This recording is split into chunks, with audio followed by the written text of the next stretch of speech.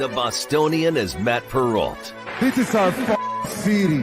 The book is Dave Sharapan. Pay him. Pay that man his money. Together, they are the Bostonian versus the book. You covered! You covered 12! Covered! Follow the show on Twitter at Boston versus the book. How do you like them apples? Bringing you the best insight on sports betting news, Matt and Dave's daily picks, and an entertaining and unfiltered dive into the sports betting industry. Here's Dave Sharapan and Matt Perrault. And here we go.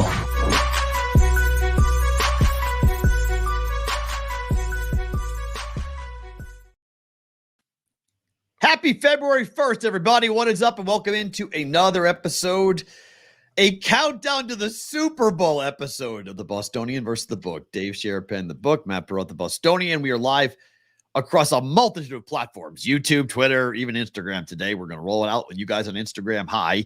We're going to throw some content at you guys today because it's a new month heading towards what will be a very big week next week. Roll call Friday tomorrow, and then Super Bowl week.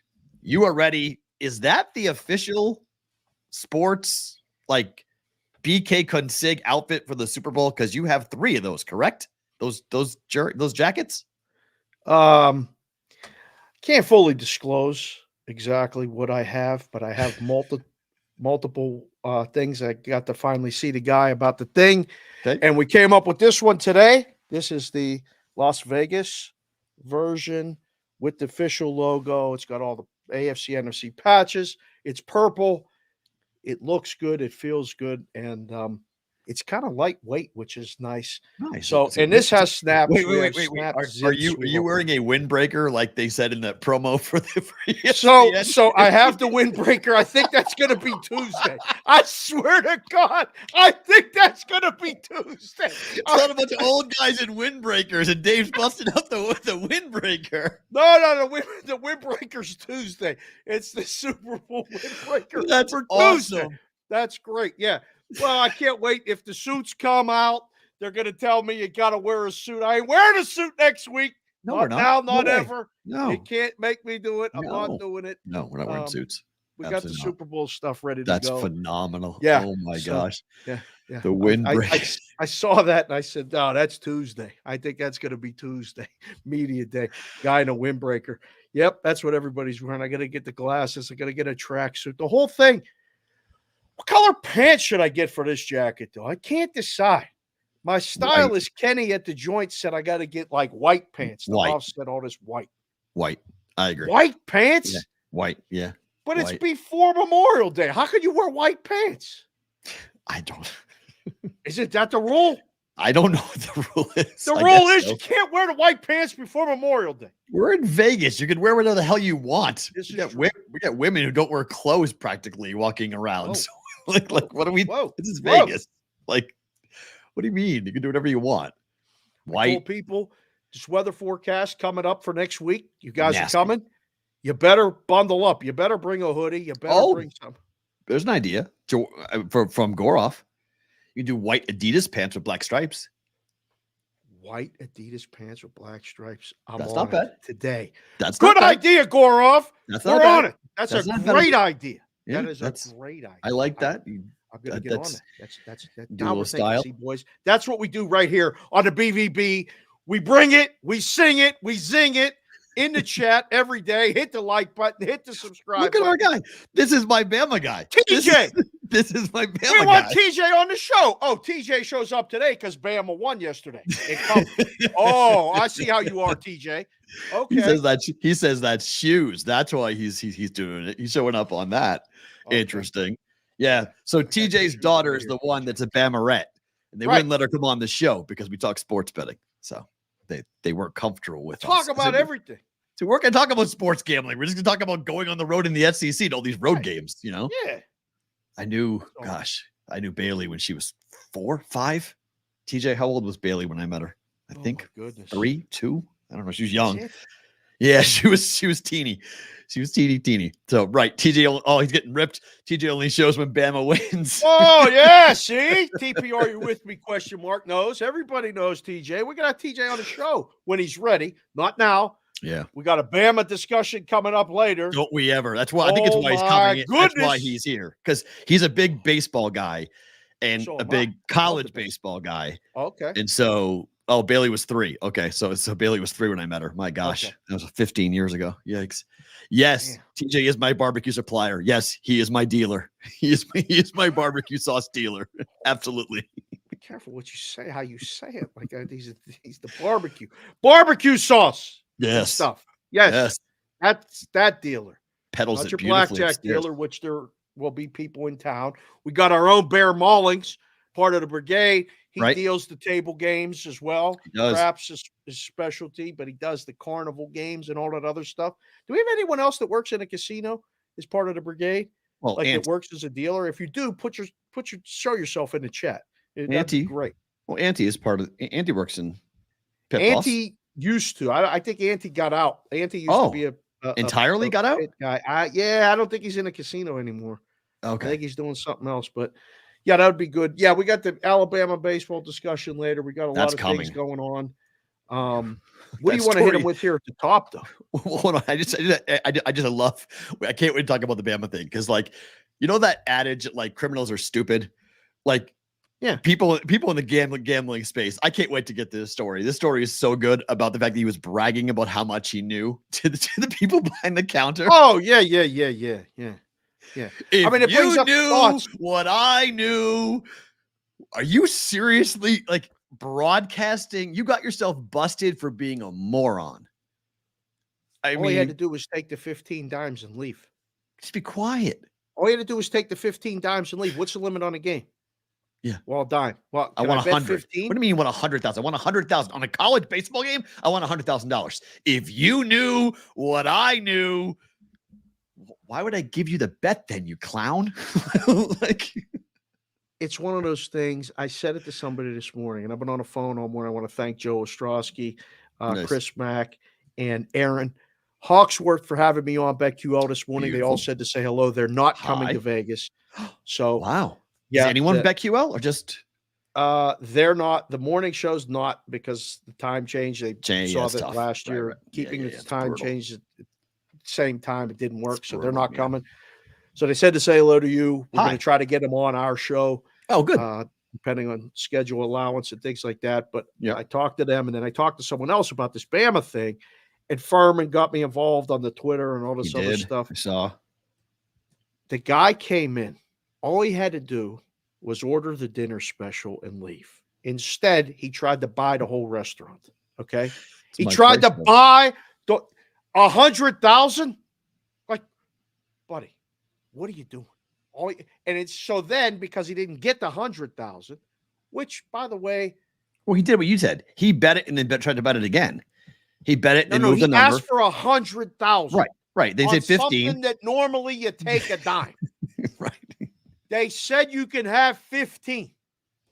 He bitched and moaned about that and then told everybody what he knew and who he knew and all this other stuff. And again, we'll talk about it more. You'll have the details in the pictures and all that other stuff. But like, just take what they give you and go. And then maybe go to another place. But like, but I don't want to tell you how to circumvent the rules, but what are you doing?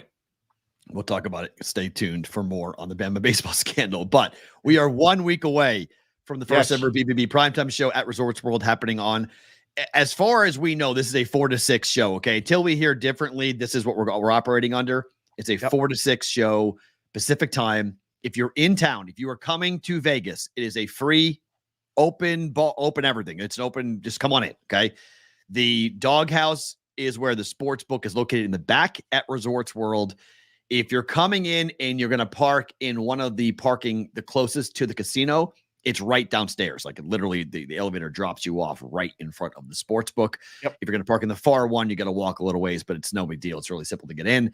Free, 21 plus for the sports book. We believe Doghouse will be open to all ages, and you guys can just come in, hang out 4 to 6 with us Pacific time, 7 to 9 on the YouTube, on the Twitter for the first ever BBB primetime show a week from today at Resorts World. I have no idea what that's going to look like because I think it could be really crazy and fun. So highly recommend if you're in town. Look at the hat. The Resorts World hat right there. Very courtesy nice. of our friend Richard. I don't know if all those will be available, but we're going to hang out. We're going to do the show. If you're there, we'd like to have you on the show. If you want to do the show, I'm not going to force you to do the show, but it's a good way to come on, talk to us, talk to each other, hang out. There will be games on. There's other things going on other than the Super Bowl this week. Like we kind of know that from doing this show. Right. There may be people at Media Row that will only talk about the football. I think one of the strengths of what we do every day is that we talk about everything. So we're going to have, yes, that's our first live show Super Bowl week from a venue. There's going to be more in March. I got an email that I have to check, that you sent and we saw. I didn't open it yet. So before you ask, I did not look at that yet. I will do it after the show. I promise. I took care of it already. It's all done. You already did that? Yeah, did it all. It's all done. Yeah. So, okay. So we can tell people. I was talking to some people back east that I know are coming out. We can't talk about like the actual like time and specifically where we're going to be at Resorts World. Not yet. We're going to, only because we want to make sure that we've got the venue locked down because we're not. Right. So a week from Thursday, we're going to be in the book. March Madness is going to be a Thursday, Friday, 2-day event from a venue that's not the book. That's going to be a much more intimate in a much more, I think, fun way for just us and the brigade to hang with each other for the better part of 48 to 72 hours here in Vegas and get into all kinds of trouble. So that's going to happen the first weekend of March Madness, but we're going to give you the full details after we get through the first show, and then we'll be able to give you the codes and everything else to book your rooms and come on in and be a part of what's going to be, I think, the next level up. Like we did it once, we're going to level it up and go bigger this time around. Save up for March. FOMO in February, make it reality in March. Save up for March. It'll be fun. It'll be different. It'll be our thing. Yeah. I say it before we start the chat. We all we got, we all we need. We might be all we got and all we need in a little area, hanging out with TVs, us doing a show, talking while games are going on. Everything you and I have talked about being a vision. We did it in Circa at the Cabana in the middle of the morning. We're going to be doing it at the same time situation, probably, but with games and everything going on. And I don't know. Good question. Sure. Good question, Sonic. Thursday will be replayed the following night. Okay. So, or maybe even on Saturday. We don't know how they're going to structure, how they're going to do it. But the Thursday show will air on Sports Grid, but they air us 6 days a week. So oftentimes the Friday show on Sports Grid runs twice. It runs on Friday night. Oh, Friday overnight and Saturday overnight. So we're going to give them an extra hour 40, and they could put that show either on Friday night or on Saturday night. So it'll air on either or. But yes, it will be on Sports Grid. It just won't be on that night because our Thursday morning show, that'll air on Sports Grid Thursday night overnight. And then Friday morning, I'm assuming they're going to run there. And then Saturday or Friday night, depending on however they structure it and they run it, that's when we're going to do it. But yes, the live show from Resorts World will be on Sports Grid, just not on, I don't know exactly when it'll rerun. I'll find out and I'll tell you guys. We'll find out. When the rerun. For sure. Yeah. By the Will will tell us because Will's the one who, when we say sorry, Will, it's also because Will's the one doing the editing to put it on Sports Grid. So he'll tell us when it's going to run. So we'll know. Fair. Okay. Yeah. Well, those guys are the suits are flying today. They're in the air right now, so we can't ask them till later. So they'll be out this evening. I tell you what, it's absolute crap today. This is cold, wet, rainy, disgusting weather, and it's like if you're coming in today, if you're landing, I'm sorry because you're going to step outside and go, where is Las Vegas weather? Yeah, because it feels like New England today. It's gray. Yeah, it's dark. It's wet. It's nasty. It's bitter. People are pissed off. People are beeping and yelling and screaming at each other. I'm like, I'm back at home. Like, all right, this is New England. We're right back. We're right back home to February. What do these used to call it? The March malaise, or the February fade. People used to get all pissed off because they're so sick of the cold weather by February. Sounds like people's picks. February pretty much. Fade, March malaise. That's pretty good. I like that. No, Yeah, we will have codes. I see Roger asking for codes. We're hopefully going to Yes. have codes for, help you with the rooms and different things like that. Save up. We'll have codes. Tomorrow we'll have area codes. Roll call Friday, 100%. We'll have codes. Everybody will show up.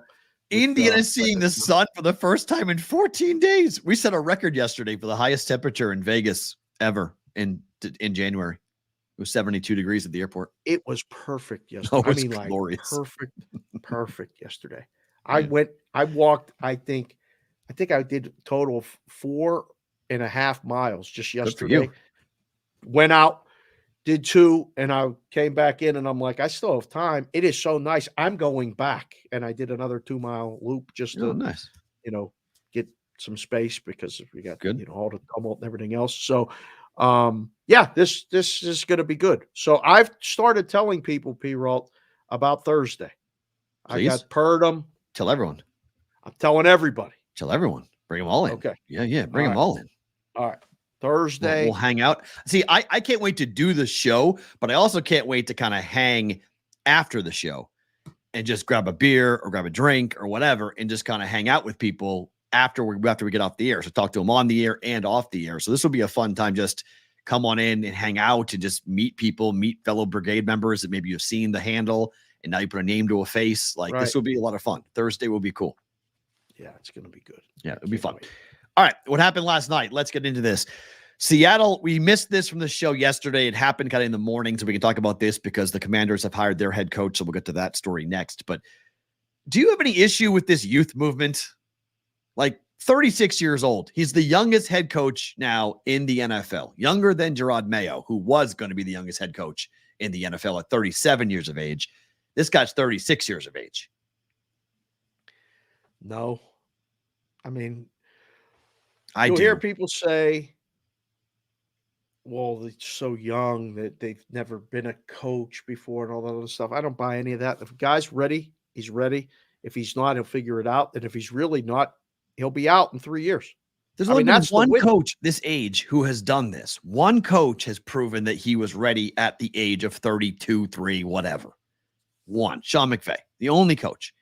Everyone else is waiting. Now, you could say Sirianni was young, took the Eagles to the Super Bowl. You could say that Zach Taylor was young, took them to the Super Bowl. They haven't won it. They've gone there, but they haven't won it. And I guess you could say, Matt, that's good enough for some of these, organizations to get to the Super Bowl. It's a huge accomplishment. I'll give you that.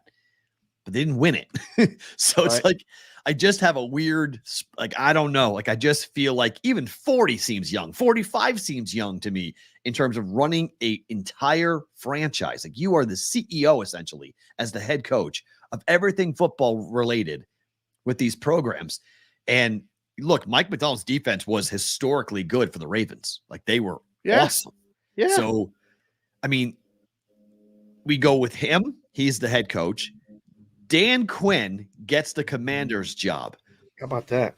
How about this tweet? I didn't pull it, but I forget who wrote it, but it's so true. His hat backwards all the time. The Commanders decided to take the guy who blew the 28-3 record, the 28-3 score in the Super Bowl versus hiring the guy who orchestrated the comeback down 28-3. Was Quinn the head coach? No, he's a defensive coordinator. No, he was head coach. No, he was the head coach of Atlanta. Yeah, he was the head coach in Atlanta when that happened. Yes, he was the head coach. Was he? Yeah. Hi. So you choose him over Belichick. You want Dan Quinn over Bill Belichick. Did they interviewed Belichick, right? The Commanders did not. No. They had no interest in so the they didn't choose him over him. They didn't interview him. Well, they just said no, they don't want any part of him. There's a goodbye. Like they don't want him. Yeah, this is crazy. Over half NFL coaches are now 45 years of age or younger. You got to talk to the kids. You got to be able to relate, right? You got to, a lot of times so you build up out, the Bill's equity out. As the coordinator. Who is the oldest coach in the NFL left? Put it in the chat. The guys in the chat will have us an answer in less than a minute. Put it in whoever gets the answer to who's the oldest coach will be brought up right on the screen. Who's the oldest coach in the NFL? Watch what happens. Watch what happens with this chat. This is the Andy most Reid? interactive gambling show that doesn't just talk about gambling in the entire space. Is Who Andy Reid? Is he? Is Andy Reid the most? Sean Payton? Is Peyton older? Mike McCarthy? Andy Reid is 67. Got to be him. That's my favorite. That'd be my choice then right now without Yeah, knowing. because Pete Carroll's 72. He's out. Bill Belichick was what, 71? How old Andy is Sean Reid, Payton? 65 years old. The Wrench, Sonic, who does the graphic work here, said Andy Reid, 65. Boom. Put it up. Nailed it. Okay, so yes, Andy Reid's the oldest according to Google. Andy Reid's the oldest coach. Thank you, He's in the Super Bowl. Like, I don't know, man. I'm 46 years old, so I'm like right in that wheelhouse of going like, okay, like You're too old to be a coach now. now I am, right? I Yeah. mean, but like I feel like there was a day and a time where like you getting a head coaching job in the NFL meant you had been around the game and you had built a resume that justified you getting the head coaching job. Like you earned it. You weren't handed it, you earned it. Right? And now we're saying, like, I don't know. I have a different perspective on this only because, and I get the point of like, you have to relate to the kids because this is what I love coaching. I love teaching at UNLV because I feel like if I was a coach, how would I relate to these, 21-year-olds, that I'm talking to every day? And like, they are different. I'll admit it, that they do have a very short attention span and they do have a different approach to things. They do not put up with the same level of stuff that you and I put up with for a long time. Like, you can't yell at kids anymore. Like when we were in high school, remember, like there was always a coach that like you would get bitched at. Like he would just like scream at you nonstop. Yeah. It doesn't really work anymore like that. No? They don't respond to this, to that way anymore. Like there's no more yelling. And you could say kids are soft. I mean, that can be a way of presenting it. We talked about it with the cell phone thing, but like there's a definite demarcation of 1990. They've done this research that the kids born after 1990, parents started to become much different with the way they approached parenting. It's when the helicopter parent became a thing. Oy. It's when the participation trophy thing became a reality. Oy. And everybody we were all about wanting to make sure everyone got their fair share and everybody was comfortable and nobody felt left out and nobody felt trophies for everybody time. Is that yeah, what it is? all that. Yeah. Like, hey, everyone needs to feel this one way. Everyone needs to be made to feel okay. So like, I don't know. I mean, maybe that's why, because, guys who are born, let's see, if you're 36 years old, you were born in 1987. Like, that's insane. Like, think about that. It's a hell of a year for me. You were born in 1987. I was a junior in high school. Like 87, 88 was my senior year. I graduated high school. There's a lot of stuff going on back then. Not everybody got trophies. No. There was winners. There was losers. I had a couple coaches that were MFers. They were tough. Oh. They were hard. But there were other coaches that, as long as the coach gave you a fair shake, they could yell. Like, that's the way I coached. There were times we had to just blow it up. We had to do it. And Dick Collins, a guy named Dick Collins was the most successful. Dick Collins was the most successful high school football coach in the region. Coached in my high school, coached at Andover High School. Wow. And he owned my town. Like, he ran my town.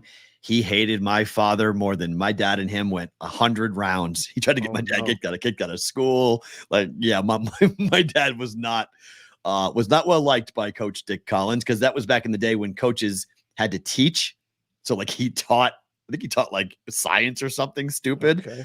That like he would throw kids out, and my dad was a hippie, and he didn't like him, and it was a long hair hippie in the late 70s, so it didn't work for what Dick Collins was all about. But that type of he used to berate everyone. He was the guy that would grab your face mask and pull you to and screamed at him. just yelled at them and would make kids cry and throw them out of practice and make them run laps. The stuff that you couldn't do anymore now.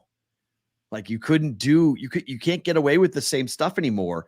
And I guess that's why they feel like they have to go younger, because that way of coaching is not allowed anymore. Like guys can barely wear pads at practice. Like they don't even let the guys have contact really anymore. Different sports, different approaches, different coaches. Okay. You got to have all of it. I think Bear Bryant, I believe, was the first one to say it, or I've seen it on a Bear Bryant plaque. We're loving Bama today, aren't we? Wow. Well, I saw that Junction Boys or Bama version of Bear? Bama version. Okay, because Junction Boys is the one where he didn't let them drink water for a week.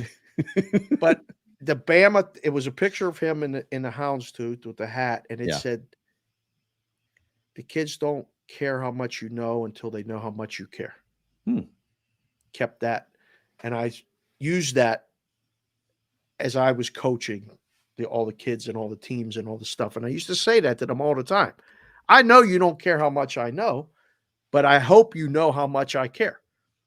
And once you got that, you could yell at them, you could tell them, you had to pick them up when they were down, but then when they were up, you had to knock them down. It's like being a parent. It's the same thing. You have to earn that. And, I don't know, these coaching changes, it's all because what? Like we didn't win. I don't think just changing the coaches means you win, but it can change the culture. Like, what are they doing in Washington? Of the two, which one is one you kind of scratch your head and go, what are we doing here? Like, is Washington the job that nobody would take? So they went and got Dan Quinn? Kind of, yeah. I mean, I mean, Dan Quinn, he's 53 years old, been a head coach before, obviously, taken a team to a Super Bowl before, lost to Belichick. His defense was very good this year, but it got blown up by the Packers at home, and they lost as the 2 seed. And now you have McCarthy, who's really on the hot seat. So he's jumping ship before McCarthy gets blown out. And you have, also, I think there's something to be said for what was the conversation yesterday with our guys down in Dallas on the Fan on the Jerry Jones show on 105.3, when they blatantly asked him, could you work with Belichick? And he said, absolutely. He said, why couldn't I work with Bill Belichick? We could work together. Absolutely. And I thought that was an interesting line that Jerry Jones said publicly about Belichick's out there and he's going to be this ogre kind of hovering over, hanging out on the hill, looking down. When do you want to tap me in? And the Dallas Cowboys get up to a rough start. Dan Quinn might have been like, I don't want to be around for this. Like, this is going to get nasty. I'm going to check out and take the Commander's job. Oh. Yeah, just go and who cares? Just get me a job. I'll be there for a couple of years. Get ahead of it because Mike McCarthy could be out quick. I mean, think about this.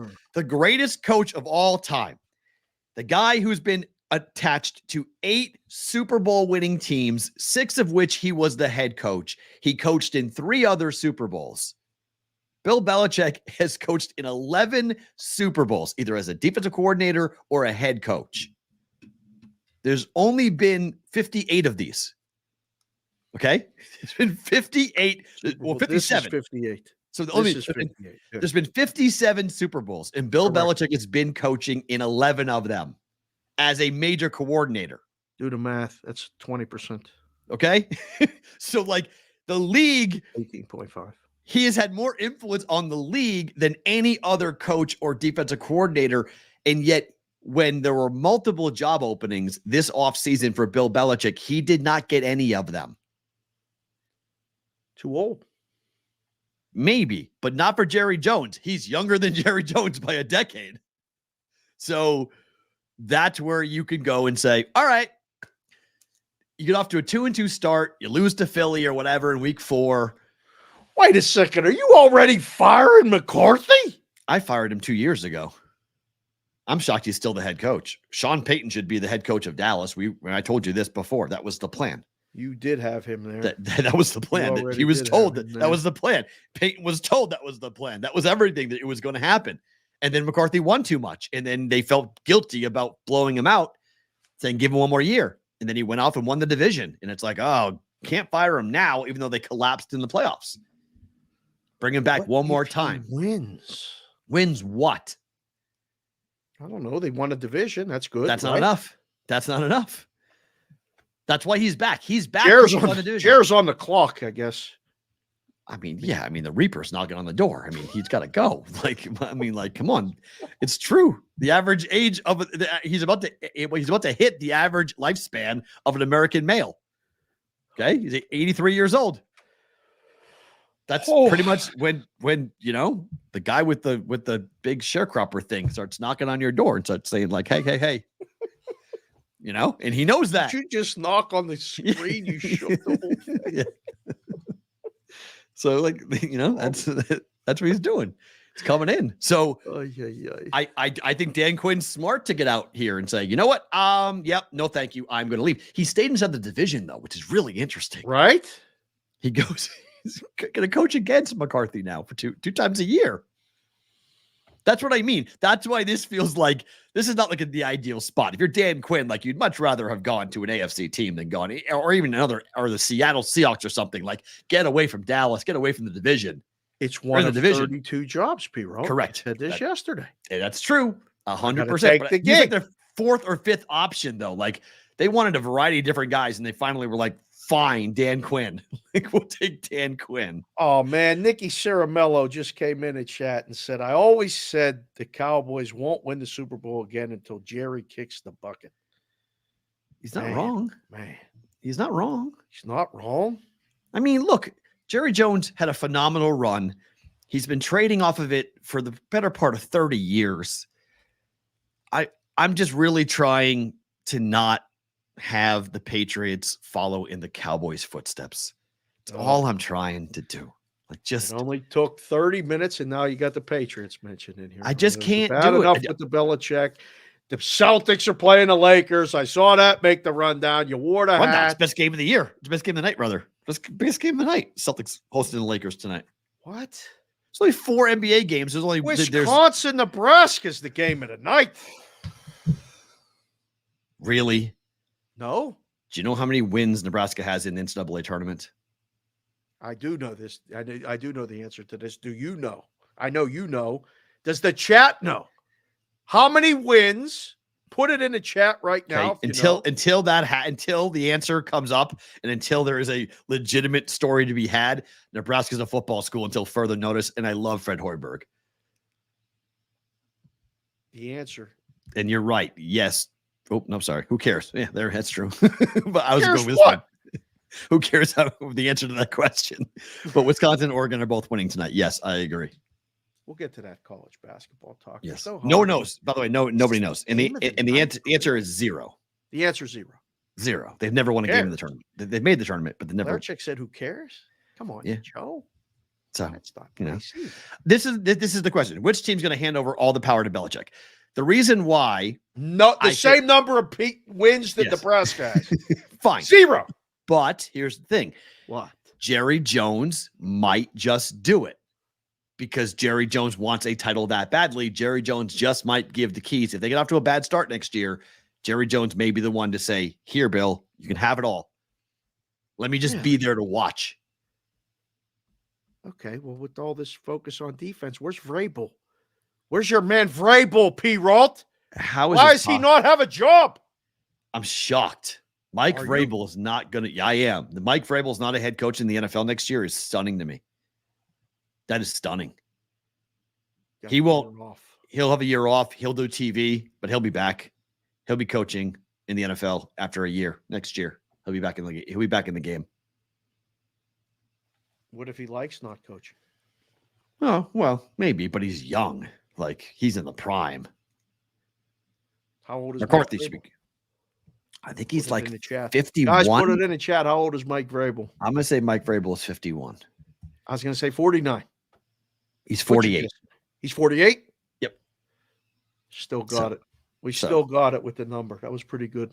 So he's right there. I mean, he's right. He's in the prime. He's going to be coaching again. He'll coach for a long time. He's I want him. Look, Gerard Mayo may be unbelievable. Okay. And I hope he is unbelievable. I'm cheering for him. I'm backing him. Let's go, Gerard. I'm all in. But if he's bad, I'm just going to go, you had Vrabel. You had a chance. And maybe this is the second time around. Patriots bring him back afterwards, but like the youth movement, the Patriots are right in lockstep with everybody else.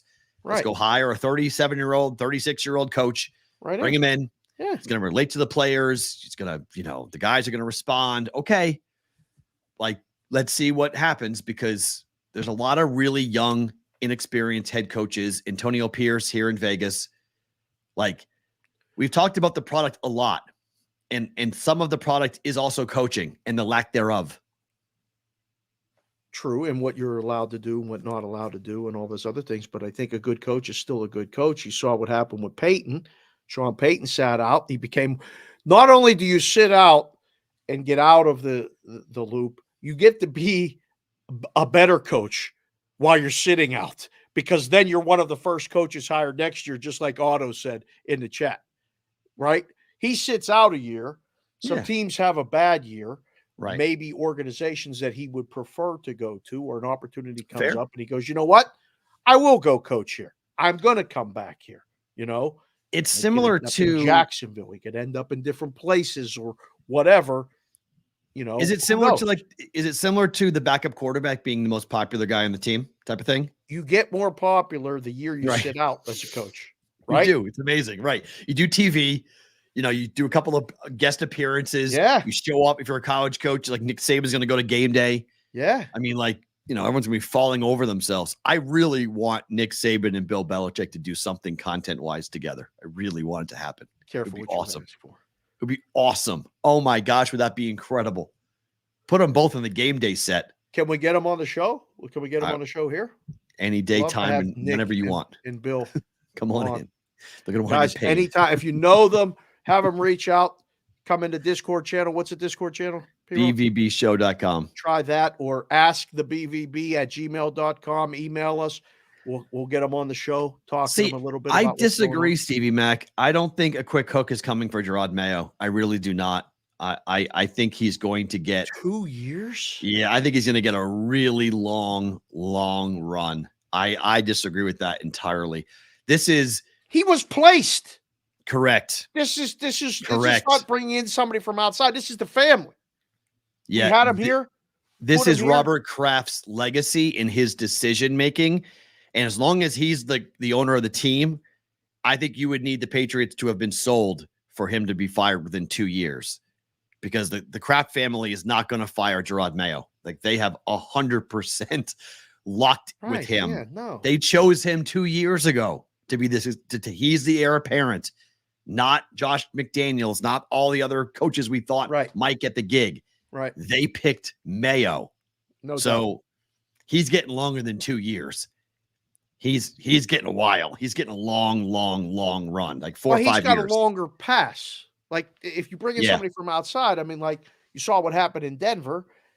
They thought they were getting Rodgers. They didn't get Rodgers. They brought in whomever. He lasted. Did he even last the whole season? Yes, 1 year. Yes. They let him see it to the end. Yeah. But like 1 or 2 years, that's not, no. I would be surprised, very, very surprised, if Mayo was gone within 2 years. So he has at least 3 years. And I don't know where Mike Vrabel fits.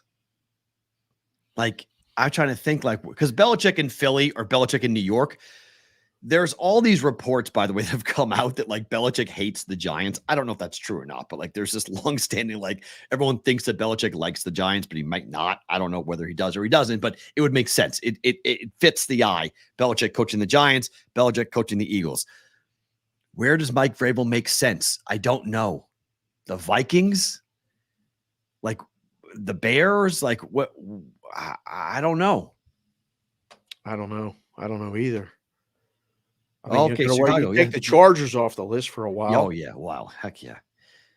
Oh, Tony Baroni. Yeah, Bears. I think that's possible. I could see it with the Bears potentially if Eberflus doesn't work and they want to bring in a more defensive-minded head coach, smash mouth guy. How would you feel as the coach, like Eberflus, where they said you got to blow out the building, but you could stay? I thought about that. I'm like, man, now I got to make all the calls of all the guys that I really know and say, look, I think we got another year. We have to make this work. You want to come coach with me? You could be the quarterback's coach. You could be the offensive line coach. I mean, they made him clean out basically everybody else, right? That's a hard spot to be in. I would feel very nervous in that spot. Like, hey, Dave, you could come. And I think on a personal level, like you're talking about the coaches getting better with this, like I think my opinion about going back and work at a book, like people were asking me, you want to come back and work at a book? And I'm like, my opinion might be getting better. People are like, Dave, we should hire you. No. I'm doing a show with P. Ralt. It's called Bostonian versus Book. Leave us alone. I'm on Sports Grid. I'm doing enough. But do you go, all right, this guy's right over my shoulder like Vrabel? Like, that's a nerve-wracking situation, is it not? I mean, I think being a head coach, you're always like that anyway. I think you're just naturally nervous and looking over your shoulder always at someone there. Everyone's gunning for your job. There's 32 of them. Everybody wants your job. So I think that comes with the territory. But I think you're right talking about the idea that if you bring in your guys and you build out an entire roster of coaches, and then the owner comes in and says, you can stay, but everyone else has to go. That's not. And then you got to bring in all new people. We saw it in Philadelphia. Like, it didn't work. Right. It's hard to do that. It's hard to have, every coach knows other coaches. Like, it's just a fraternity of small number of people that could, of them or know someone who knows them and whatnot, but you don't have history. Like, when you have your guys, you have your people, the people you've been in the foxhole with them. You know what's going to happen when the game starts to go nuts. There's some people that you're working with for the first time and you're like, the hell are you doing? And you see something with them and you're like, whoa. Like, we don't do that. Right. So that's my concern is just the natural relationship and working structure is completely changed when you bring in new people. And that doesn't always work. Especially when the clock's ticking down. Correct. Yeah. Right. This pressure. Right. Yeah. You're already under that gun. You're under the pressure already, and it's getting tighter and tighter. And you're like trying to breathe, and you can't. And your heart starts racing, and you're like looking around for some relief and help. And your people that you hired aren't helping you. That's kind of what happened, I think, with the Eagles. Like, everything was great when they were 10-1, and then but it really wasn't. Like, they were. Right. It was okay because they were winning. But as soon as they weren't winning, goodbye. Everything that was really going on just right to the surface, and then everybody was going, well, this guy keeps talking in Proverbs, and this guy's not doing this, and they won't throw him the ball. And where was all this? Oh, we were winning. Nobody was saying the quiet part out loud. Nobody cared, right? Yeah. No one was worried about it because you were winning and it was all good. Yeah. And I just think there's so many cases now here in the NFL where we're experimenting. Like, we're literally experimenting. We don't know what these guys are going to. I mean, Mike McDonald is 36 years old. Like, being a defensive coordinator or an offensive coordinator, it's so different. When you're the head coach, you're in charge of everything. You're not in charge of one group. You're in charge of everything. So, like, at least with Mayo, Belichick was aware of what the contract stated, and he groomed him. He brought him into different parts of the offense, brought him into different meetings. Like, Belichick, by all accounts, was good to Mayo. He was horrific to Mac Jones. I don't know if you guys saw that report or not, but they stopped talking after week 12. Belichick stopped talking to Mac Jones. To the quarterback. To the quarterback, yeah. Just stopped talking to him. Had no relationship with him. Because he knew he was gone. Belichick knew he was out. So he knew he wasn't coming back. He knew Mayo was getting the job, and he didn't want. Now the report is he never wanted Mac Jones. He wanted Davis Mills, and he was overruled. Kraft made him take a first-round quarterback. He didn't want to take a first-round quarterback. Oh. He didn't think Mac Jones was worth that level of pick up high, which he ultimately was proven correct, which created a very large divide between Belichick and Kraft. It was a big I told you so to Robert Kraft from Belichick, and that didn't help. In that profession, and not talk to the guy who gets the ball every play. Because your year's over. Once after week 12, the Patriot season was over. I understand. No shot. You still got 5 games left. Yeah. Like that. I mean, you ever work at a job where you work with somebody you don't talk? It's very uncomfortable. It's awful. Oh, yeah. 100%. I've had producers like that. When I was in radio, I had producers like that. We couldn't talk during breaks. It was horrible. It's no good. Oh, no good. No. I mean, even when, we got boys and girls that they're in relationships and stuff, when you ain't talking to your spouse or your boyfriend or girlfriend and you're living together, it's caca. That's terrible. Welcome to the last 2 years of my marriage. But yes, I do understand that. That heat is no good. No good. No, it was not good. That's why this show was such a refuge for me. I got to laugh for 2 hours. God, you get right. You got to talk. But yes, CBW, yes, Davis Mills from Stanford. That's the Davis Mills, yes. And Bill was right. Yes, Chef Benny. Bill was right. And in the end of the day, here we go. But how much of that was Bill's fault? Like, how much of that is Bill's fault? Like, Bill was supposed to coach a guy up. Now you could say, what happened in year one? Why was he so good in year one? Why was he so bad in year two? Did Belichick stop coaching him up? Like, what happened? And look, Davis Mills went to Texas and went to the Texans and has been a backup quarterback. Started for a year. I don't know why Bill liked him. I mean, one day we'll kind of find those things out. But I mean, I don't know. Yes, knowledge gets dropped in the chat every single day on this show. And again, if you're here, thank you for being here. And hit the like button, hit the subscribe button. We're just about 100 short, I think, of 2K subscribers. Keep going, boys. Tell somebody. If you haven't subscribed, but you listen to the show, you don't want us, just hit subscribe for a week and get us to 2,000. I think you'll enjoy it. But if you don't, that's fine. Don't do it.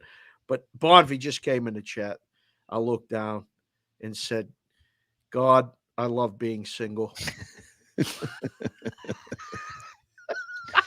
what I mean. You don't know what you're going to get when you show up on a day, every day at the ish time.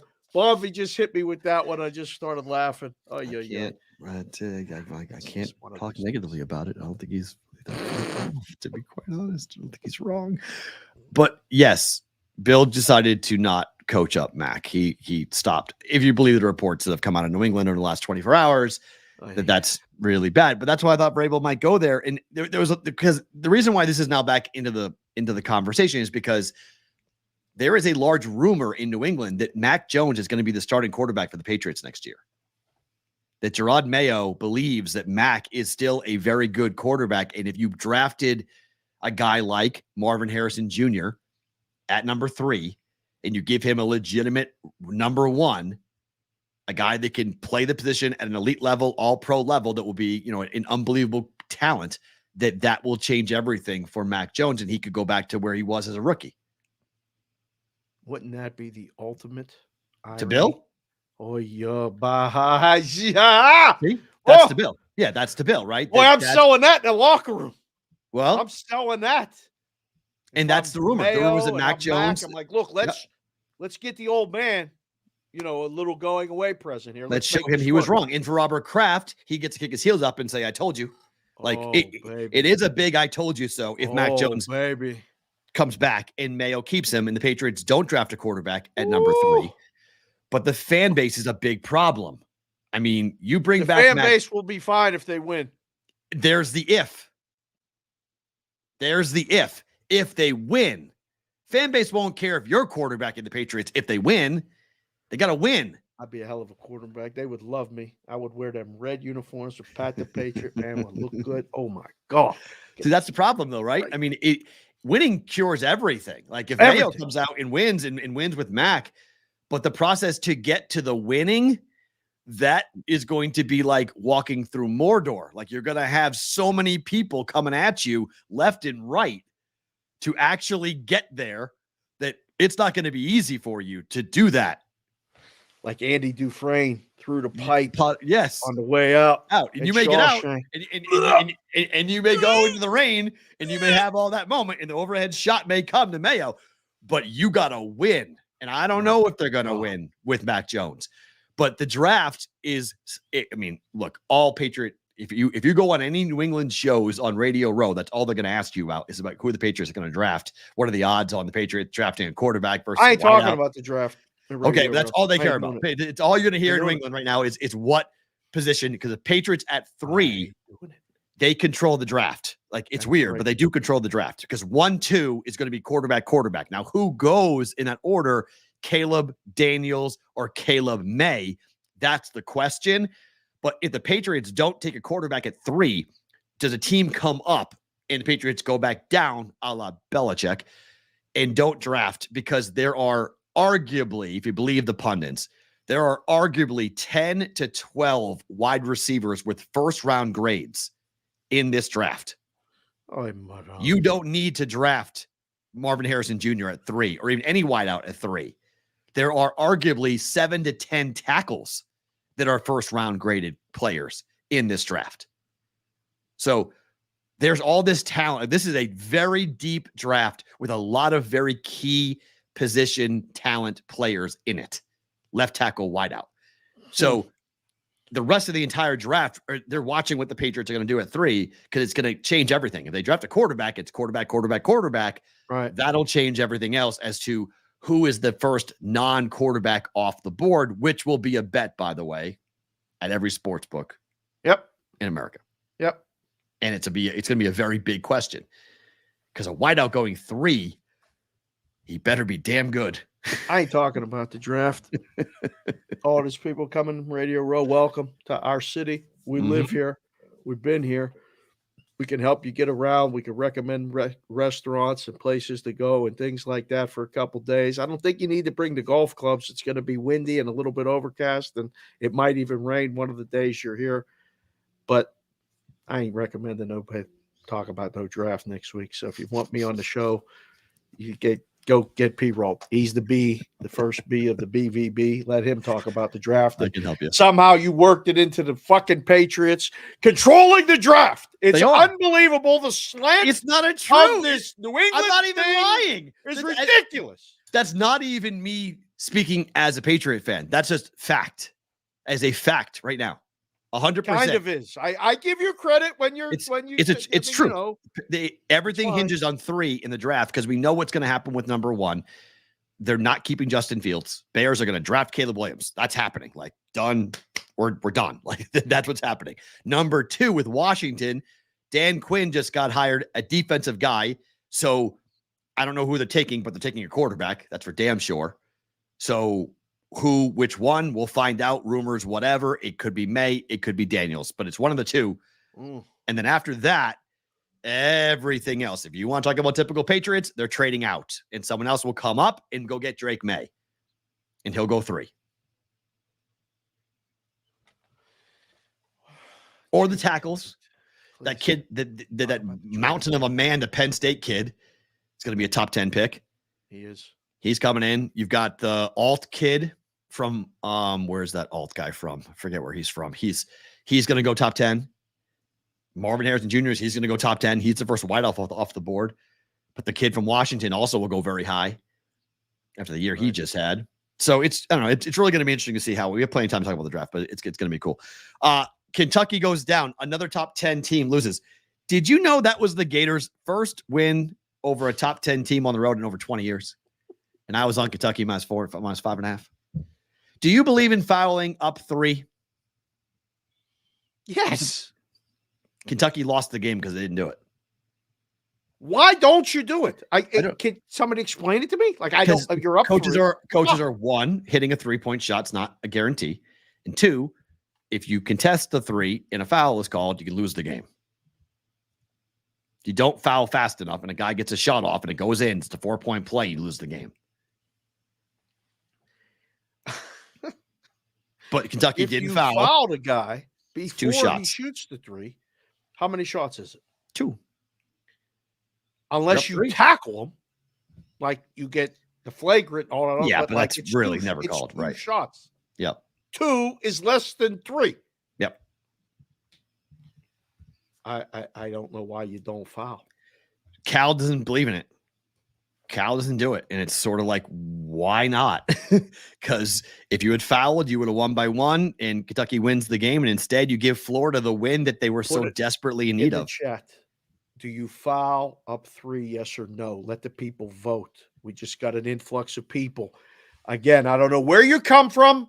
Every day between 12 and 12:15-ish, 20, whatever, we get a boom influx of people. Thank you for being here. Vote in the poll. Up 3 in a basketball game, college, high school, junior high, grade school, whatever it is, do you foul? Yes or yes? I mean, no. Yes. Yes or yes? Yes or no. But you can Yes put no or yes. I like to know why. If you vote no, say it in the chat why. But like, yes is the answer. Is it not? For me, it is. Well, you made a history. You at least you're on the side of history. That's what I said on my tweet. I said, at least when I lose a game, it's a historic loss. At least when I lose a bet, it's a historic. I mean, I went 0-3 last night, and I would make the bet on Georgia, and I'd make the bet on who was the other bet that I made last night? The home dog. Oh, Central Florida. I would make those two bets all over again every single time. 10 out of 10, I'd make those plays. I mean, Georgia got outscored 48-23 in the second half. They were crushing them in the first half. 17-2. 17-2 start. But they were up by a nice amount at halftime. I thought they were tied with 2 minutes. They're tied with 2 minutes to go. I know. Wait, Georgia was tied with 2 minutes to go? Yes, with Bama. Yes. I saw the halftime score. Mm-hmm. I saw it early, and then I saw the halftime score. It was on with Wetzel, and we were talking about stuff, and we kind of kept looking at it. But I thought, all right, they're up enough at halftime that they can lose the game but cover. Right. That's a lot of times like that would be the thought process in the book because you know what you're going to get on the second half bets and all this other stuff. So you're like, all right, if they're up 14 and they're getting 6, they're not going to get outscored by 20. Like they could lose the game, right? But this is good. No, they didn't cover. Both Bama and Baylor in the final 4 minutes literally couldn't miss. They were jacking threes, and it was like, I think Bama hit 5. They went 5 of 6 from behind the arc down the stretch, and Baylor did something along the same levels. It was like I was watching it going like, oh, this is crazy. This is a melt of a melt. Like watching both these teams. It was crazy. Oh, 58 points. Thank you. TJ wants to. Now we're in the Bama portion of the show. So TJ wants to go ahead and add in that it was 58 points. Thank you, TJ. In the second half. They annihilated that bet. I mean, I was Georgia +6. And I wasn't watching it. I was teaching. I came out of teaching at UNLV, and I looked at it. I was like, "Oh, all right, we're rolling. Central Florida, we're rolling. This is great." I went and put both games on. I got home, watched the final 10 minutes of both games, and I was like, "You gotta be kidding me!" Right? But that's what Bama. That's why I bet against Bama. That's what Bama can do, and that's why Bama is going to be an absolute nightmare to bet on in the tournament because they can beat anybody in the country if they shoot the way that they're capable of. Well, guys like TJ. At a football school like Bama, do they get excited about a basketball team? Like if they make a run? Oates has changed. Oates was not ranked number 1 in the country. Oates is changing that when I was there was football season and then there was everything else you did until football season. Right. Like that's what basketball and baseball was. Right. But Oates has changed things. Oates has got them really pumped. Basketball gets a good following now for Alabama. They pay attention. Baseball's always had like an undergrad following, but it's become bigger and bigger in the SEC. So now it's coming up. Basketball's got people people are paying attention to Alabama basketball a lot more simply because the recruiting is so different now. They're good. Do the games have that buzz? Like when you go to the games? He says yes. All right. I've been there. Does the kid do the pep band? Does the kid do the pep band and stuff for the? I don't know. Does Bailey do the pep? I mean, is she Bama there? right? Probably right. I mean, I don't know. They wear that weird hard hat thing. I need someone to do that explain the whole hard hat thing. The Bama kids are all wearing white hard hats. It's really at the basketball games. Yeah, like I think Oates one day said like bring your hard hat to work. Is that like how we're gonna play? Okay. Like all the kids wear hard hats now. I got to give the basketball fans, the kids at the games, to give them credit. They come up with some good stuff at certain schools. Like they're fun. Like the good schools, we've been to a couple games here where they brought most of the school or the bands. They're fun. Yeah. I'd like to go a little bit of February exploration around a couple of the states here. Maybe take a trip somewhere where there's a big game. Yeah. And do some basketball because we're so limited in the fall. Although if any of these deals come through, we're going to go to some football games in the fall. I can tell you that right now. We do BVB road shows. It'll be we are going. You will meet TJ, and we will go to Tuscaloosa. I have to go to a Bama football game, even with Saban gone. I need to go. It's perfect for me to go. Yeah, I don't know if we're going to go this year. No, because here's the thing. I missed the entire Nick Saban tenure. I left right before Nick Saban got there.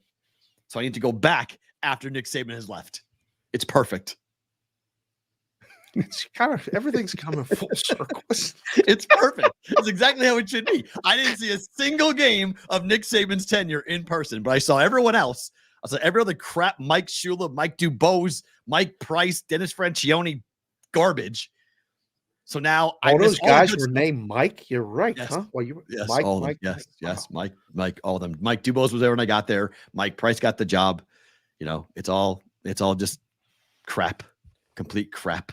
But and then Nick got there, and then Nick turned Bama into an absolute juggernaut for 17 years while I left, while I was gone.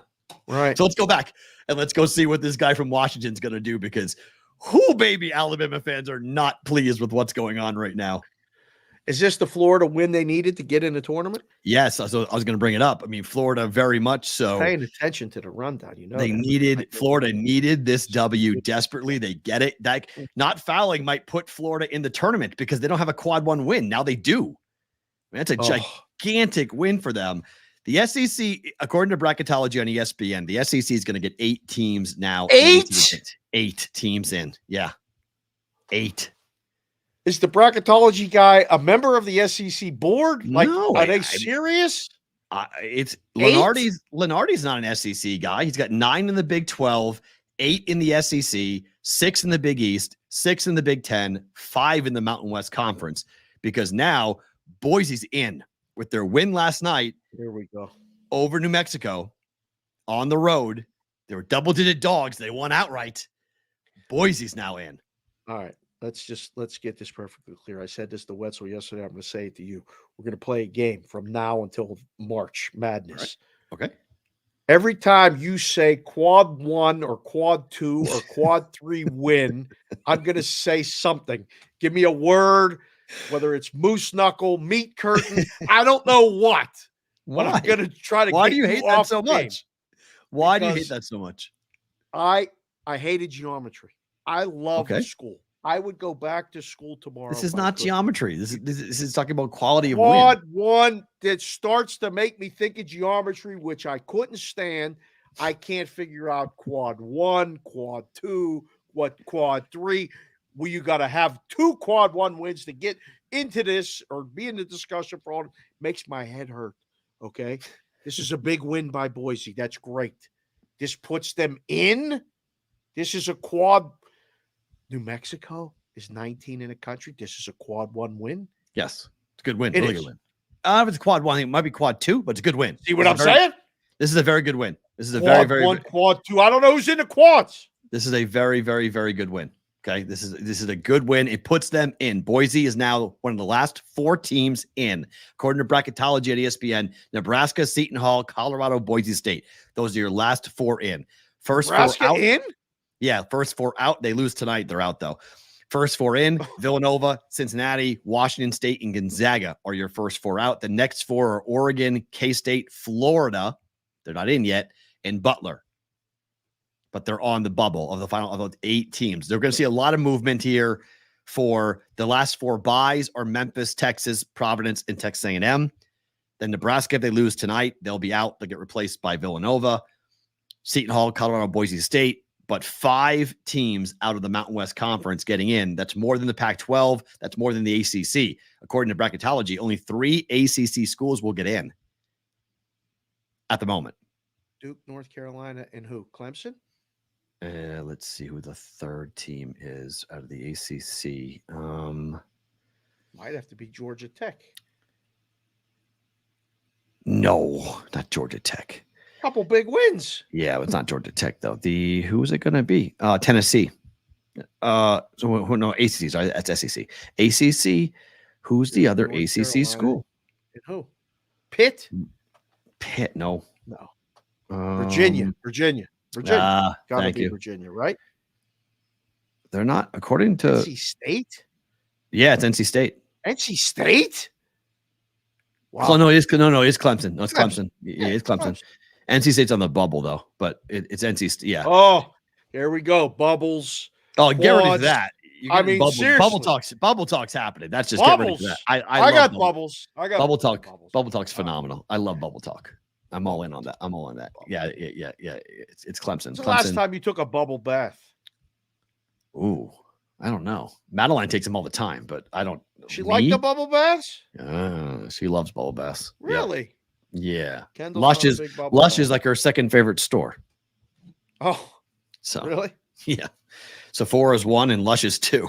I don't know what happened to my 10-year-old. She loves that Sephora. I don't know what happened. She shook her sister down before she went away to college.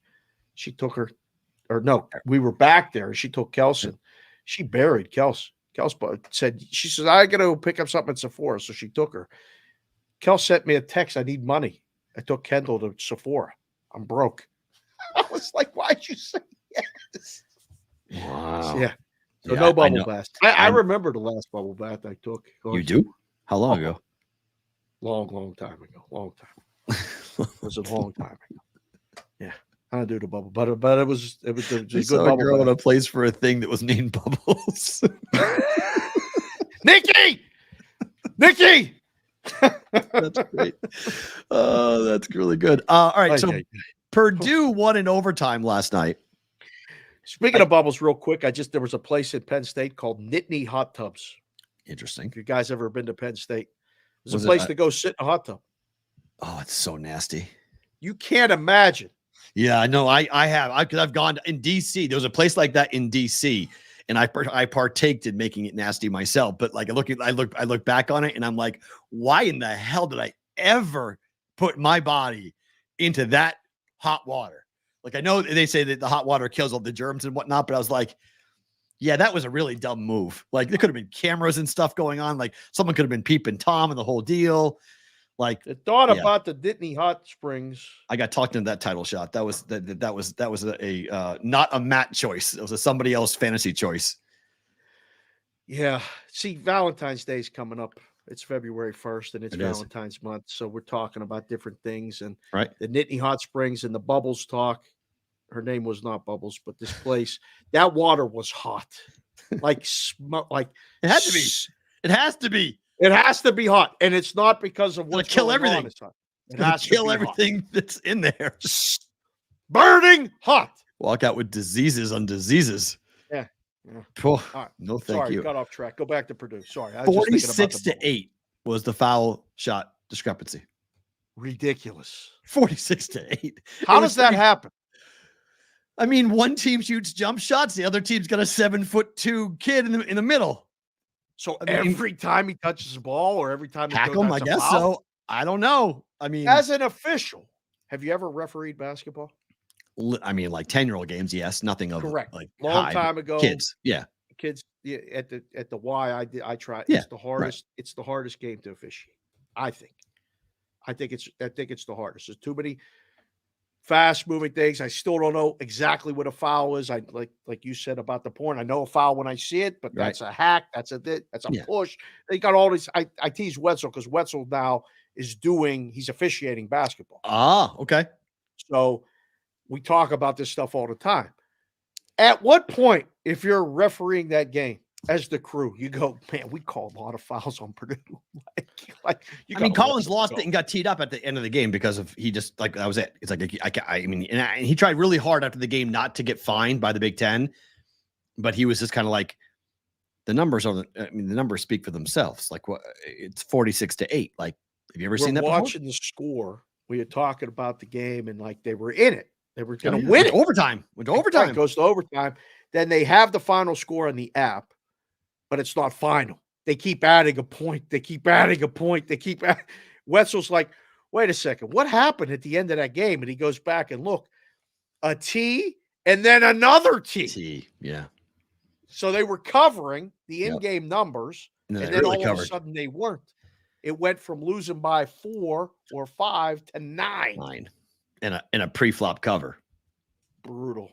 If you were on Northwestern, you were like, I don't know which was worse, my Georgia L or that one, but both of them were bad. Is that a quad 1 win or no? No, because Northwestern's good, but Purdue doesn't need to worry about quad 1 wins. They're going to be a 1 seed. They need to keep winning, though. They got to be a 1 seed. They have to be a 1 seed. Yes. The 4 1 seeds right now are, according to bracketology, are Purdue, UConn, North Carolina, and Houston. Oh, North Carolina is? Yes, they should be. They just lost to Georgia Tech. So it's one Okay. loss. It's not a big deal. Is that a quad one loss? No, it's a bad loss. Georgia Tech's not a tournament team. It's not a good loss, but it's on the road though, so at least it's not at home. Go home, beat Duke, and everything's hunky dory. So just take care of business on Saturday. Saturday night. It's going to be a Big game, big weekend, big Saturday, big college basketball weekend. Oh, All right, Alabama baseball scandal. We finally get the details over what happened when there was a monster. Just to reset this, okay? Alabama's baseball coach communicating with a guy who was in Cincinnati. He goes to the Great American Ballpark. He tries to make a bet of $100,000 on the Bama LSU game. He's told he can't. He's told he can only make $15,000.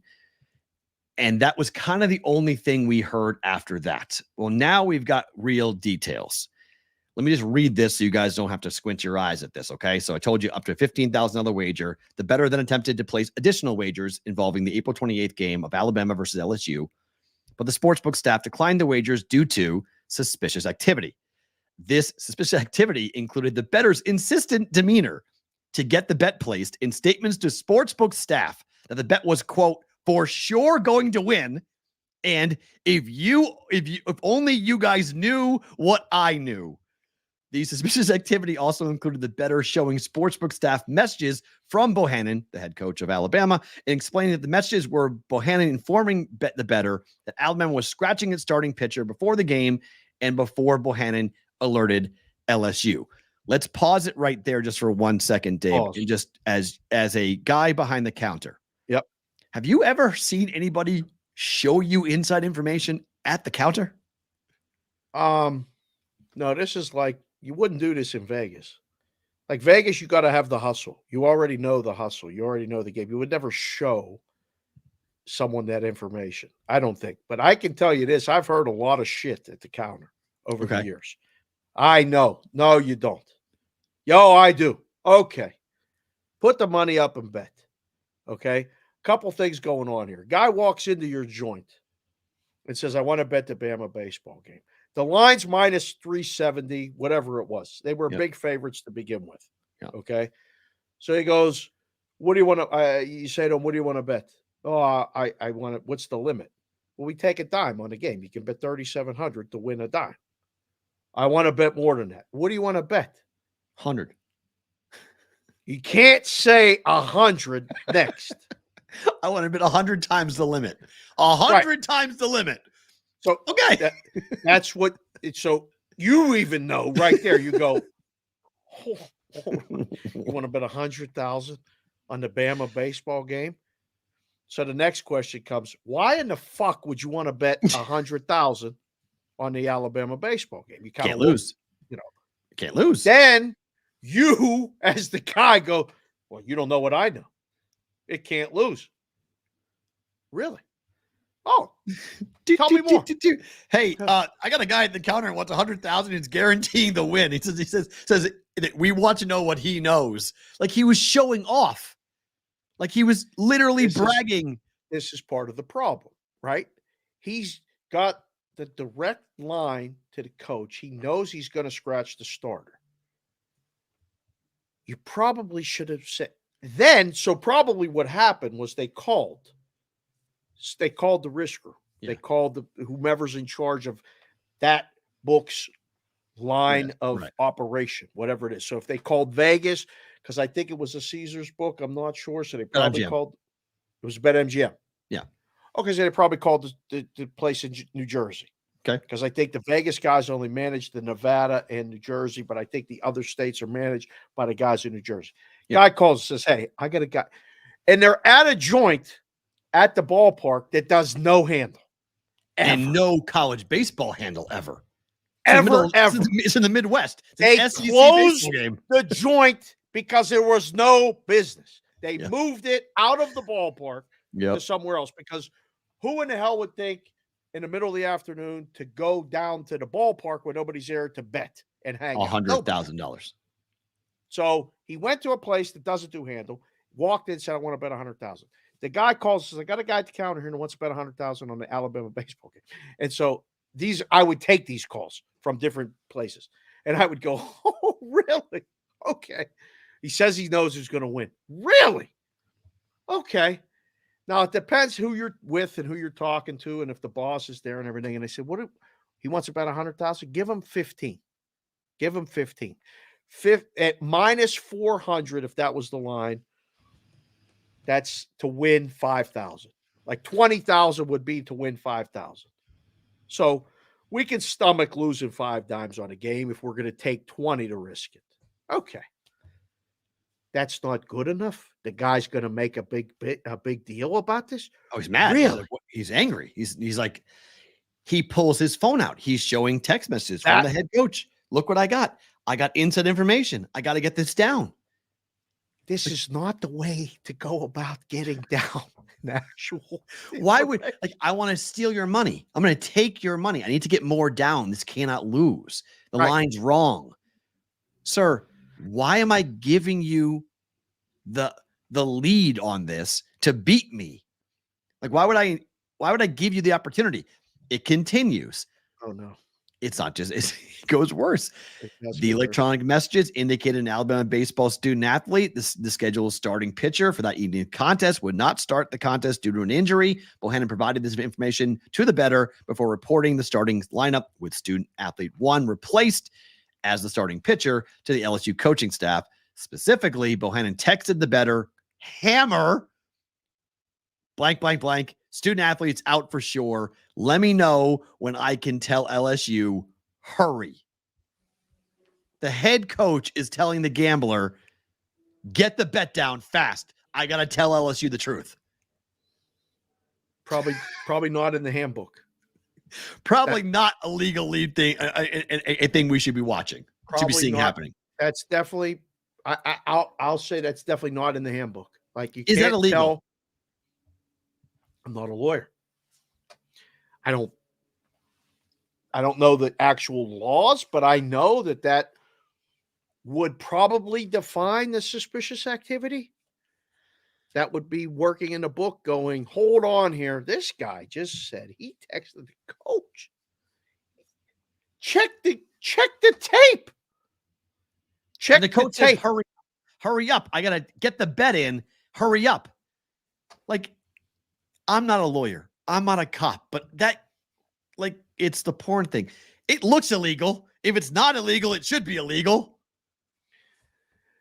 So they go and check the tape to make sure that the guy said he was talking to who he was talking to. He was blind. It was too big. It was so big. He had the big print. The eye in the sky. The camera. They probably didn't have to zoom. The surveillance guy said, that's the name. That's the number. That matches. Head coach of Alabama. So they got him. And now, as the book, you're like, all right, I think this got to be messed up. So it doesn't take Inspector Clouseau, Sherlock Holmes, to figure this out. So now you call somebody and say, the first thing you got to do is move the number.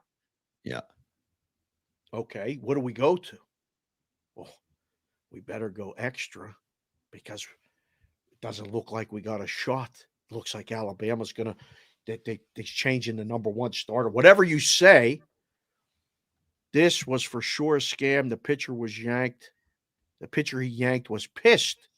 He wasn't hurt. He wasn't hurt. No. How is this not illegal? I mean, how it hurt? How is this not? He pulled him off. It was a Friday starter. It was a Friday start. It was supposed to be the number 1 starter going. Yeah, in college baseball, number 1 goes Friday. Yeah, that told him. Wow, that adds to the story now. Thank you, TJ. I didn't know that part of it. That's unbelievable. So now, there's a company called U.S. Integrity. They come up with this scam. There's huge betting on this suspicious betting activity on all this. No.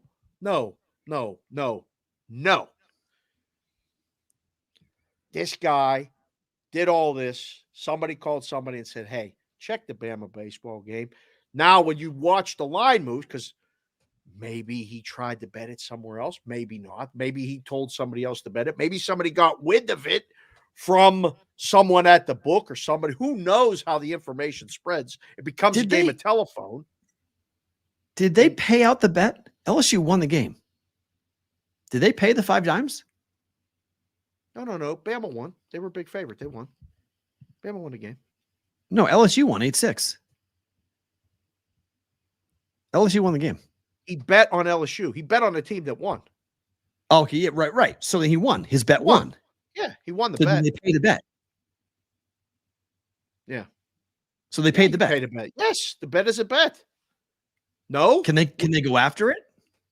Why? For 5 dimes? Because it was a scam. I mean, this is really interesting. The whole I don't think it's done. It was a $4. It was like a $3.70 favorite to begin with. Right, they were expected to win. He bet on the side that was favored. Right. LSU. It was LSU. Right.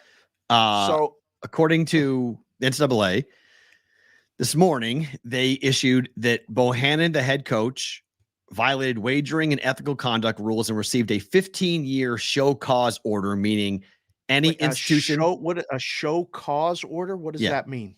Any NCAA institution that hires Bohannon must suspend him for 100% of the baseball regular season for the first 5 years of employment.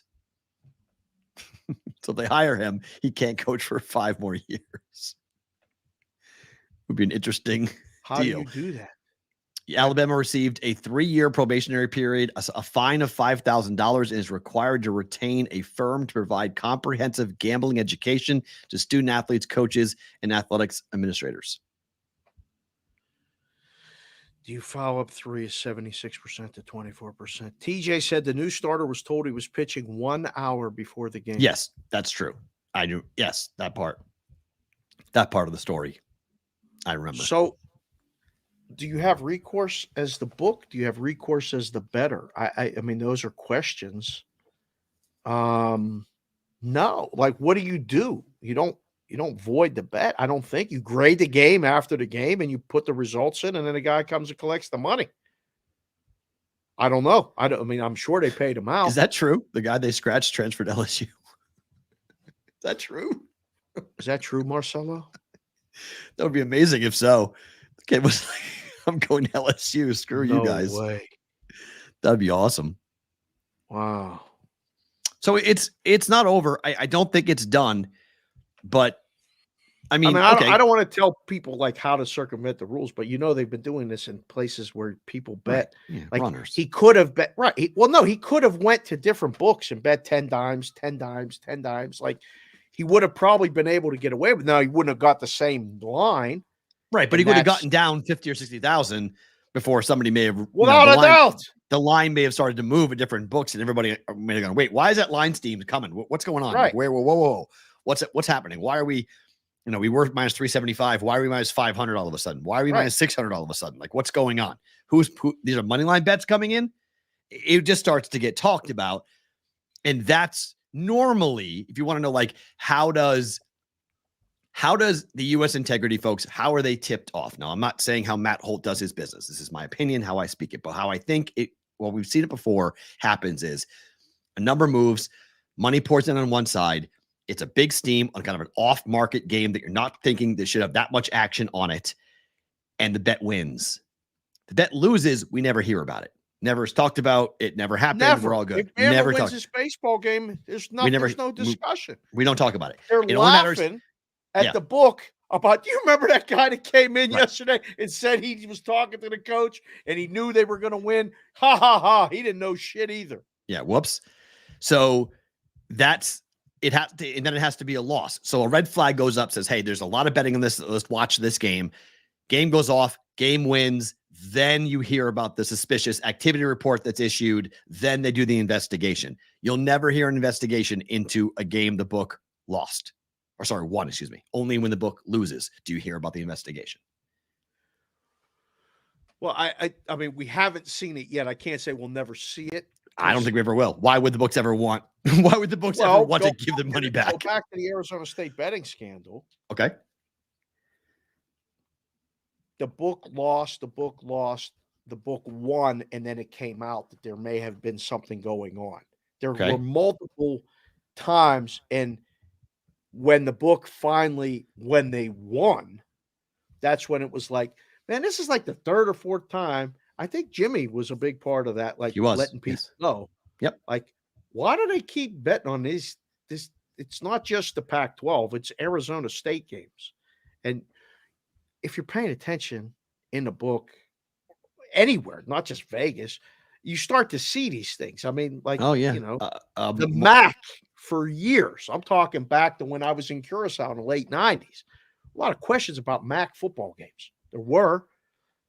I never knew if anything was fixed. We talked to Merges a lot. Merges talks about things back in the day, and when he was doing stuff back in the day, said, man, there were definitely had to be games that were, not on the up and up. I don't know. I just know from the bettors in a book perspective, will we see more of these stories? Probably. Right. Marcel just sent it to me on Twitter. Luke Holman is the pitcher that transferred from Alabama. He is going to SEC to LSU, staying in the SEC. He's going to LSU. So there you go. He's sticking around. That's okay. That's going to be interesting when he pitches against Alabama next year. Okay, to the Super Bowl. Yep. Couple quick stories. One, this is a trend that there's a million trends, but I'm just curious your thoughts on this trend. The Niners have the better record than the Chiefs. Since 2003, the team with the better record in the Super Bowl has gone 1-15 ATS in the Super Bowl. How's that possible? The team with the better 15? The team with the better record has gone 1-15 ATS since 2003. That's a pretty big sample size. Ridiculous. So if the Niners win, they have to win by 1. Oh, there ain't nobody wants that to happen. If this game middles at 1 with the money lines in the futures, that would be no good. No. You'll be hearing crying bookmakers, crying books, oh, man, I don't want to hear that. No. 24-23 final. San Francisco wins, kicks that late field goal. Game's over. Game goes over. 23-21. And they kick a field goal to win it 24-23. Game goes over with the total. Oh, my gosh. No, that would fall under 47.5. It opened to 46.5, no? 47? Let's see. Openers were 47.5. There was 48. There was 47. Wow. There's a couple different numbers. 47 would be 24-23, fall 1. Oh, my goodness gracious. I don't think anybody bettors don't want that. Nobody wants that. Yeah. So how does this keep holding up? I don't know. It's a PSU wild. Sheppy said if he didn't catch anything that night at Nittany Hot Springs, he's pretty sure he will. There's a lot of things going on. That goes back to Sheppy's days. Oh, that place was something. So one more, and we'll move off of the Super Bowl and get to the NBA tonight. You and I both have daughters. There's a lot of talk about Taylor Swift and her involvement in this game. And I'm hearing a lot about this as like fathers of daughters need to open up and start talking about this. And we're supposed to be the ones pushing back on this, saying anything that gets our daughters to watch football more often with us is a good thing. Doesn't matter what, when, how. Do you agree? Listen, man, I listen to them. They tell me. I don't tell them. If they're interested in football, they'll be interested in football. If they're interested in football because of Taylor Swift, that's great. It doesn't matter to me at all. We need to stand up to the Swift haters. Because there's a lot of them right now. I got enough shit going on. I got to stand up to the Swift haters too. I'm not going to stand up to them, but say Colin Cowherd, the Swifties are in love with Colin Cowherd today because Colin Cowherd did a 10-minute rant on guys who hate Taylor Swift and why they need to get a life, essentially. You've got to stop it. It's pathetic. It's embarrassing. She was on screen for 25 seconds in the last game. This is not a big deal. Stop worrying about who's being shown on TV. And it's just a blatant sign of misogyny and a blatant sign of just people's political beliefs and where they are in society. It's political. Taylor's political. Yes, very much so. Yes. She was political. She was active for the first time in her career in 2000. In the last election cycle, she was pretty active. So that's caused people have that memory. that scar tissue is still there, and they're still going after Taylor for all of that would happen in the last election cycle. But what's interesting, I think personally, to the whole I hate Taylor Swift thing is that there is something to be said about the fact that advertisers right now are buying ads in the Super Bowl because of Taylor Swift being there. Female skewed advertisers. Like she is changing what's happening. I don't think it's for the worst. I'm not mad about it. But there are people who are getting angry about this because Taylor is doing this. Wow, really? Yeah. And I mean, for Office Sports, and a big article today on it, there are 3 major. Dove is buying ads in the Super Bowl for the first time in 18 years. Because of Taylor Swift? Well, you can make it. They're not announcing because of Taylor Swift, but they're saying there's more women who are going to be watching the Super Bowl this year than ever before. But there's definitely going to be a big uptick in the female audience for this Super Bowl. And so they're going to market to them. Man, just do your own thing. Like I don't. We talked about it at the beginning of the season. They were way over the top at the beginning of the season with shots and making it known, and like it felt like forced. Like they were. Oh, it wasn't beginning. Yeah, it wasn't beginning. It was the middle of the season. But yes, whenever it started. Yeah, right. This is the 13th time. If you want to play crazy, there's a really funny video circulating around about Taylor's big number. 13's her lucky number. There's a million references to 13 in this game. It's really kind of eerily crazy. Okay. This is the 13th game she'll go to. The 49ers are 4 + 9 is 13. The game's being played on 2/11. People go outside, which is 13. I'm just saying. I'm Seriously. just saying. And this what is are you doing? But this is the conspiracy theory. That's the conspiracy theory. That's fine, Brandon. That's great. Good luck. I don't know. Yes, I want to watch the game. You did. Thank you. You did send that to me on Instagram. Thank you, JC from KC. Thank you, JC from KC. But it is crazy. I mean, there's all these different references to like all the numbers is all adding up. And then if she wins, 2 numbers right now that matter: -2 and 47.5. That's the only thing. Like I'm worried about as far as the game, the numbers. That's why I love the business as much as I love the business, because it's about the numbers. But the 4 plus the 9 is the 49ers, and the 13, blah. I just so this is a great question, Stevie Max. So okay, nobody hated Jessica Simpson. It's a good point. So why do they hate Taylor? No one has really answered that question to me yet as to like what it is. Because it's there. I mean, there's legitimate, like real angry. Taylor Swift makes music for girls who find the love 6 times out of the year. Yeah, I mean it's true. There's a lot of truth to that, but it's just white shirts have gone 16-2. Is that true? White shirts, yeah. And Niners are wearing white. There's a trend for every side, every total, every prop. I mean, tonight is prop night down in the Westgate. Addison, he's spamming the chat. No one cares that Lewis is going to Ferrari. No one cares. Who's Lewis? Exactly. No one cares that a guy from Mercedes is going to go drive for F1. Lewis Hamilton going from Mercedes to Ferrari. Yes, I know about it. No one cares. You care, and I'm happy for you, but no one cares about Lewis Hamilton. I'm sorry. Is a thing? It's a big thing in the F1 world. Yes, they're all losing their collective minds they're all losing it together that Lewis Hamilton is going to become a driver for Ferrari. Really? The most successful Mercedes driver of all time is now becoming a driver. Put it in the chat, boys and girls. Who's the most famous Lewis you know? Parker Lewis? Huey Lewis? Louis Lips? Lewis Black is, I'd say, for me. Lewis Black, comedian? Mm-hmm. Yeah. Yeah, put your most famous Lewis in there, because it ain't that guy that Addison just mentioned. Yes, he is. Worldwide, Lewis Hamilton's more Lewis well-known. Hamilton? Yes, it's more well-known. George Hamilton is more popular than Lewis Hamilton. Today, I think you're wrong. Today, you're wrong. Today? Yeah, today you're wrong. But yesterday and tomorrow, George Hamilton. Everyone remembers that guy. Nobody knows Lewis Hamilton. Lewis and Clark. That's good. Lou Piniella. All right, before we get out of here for Sports Grid and Sirius XM, let's talk about this game tonight. Celtics are up to -12 on the Lakers. The total is 242 now. 7 consecutive games for the Lakers have gone over.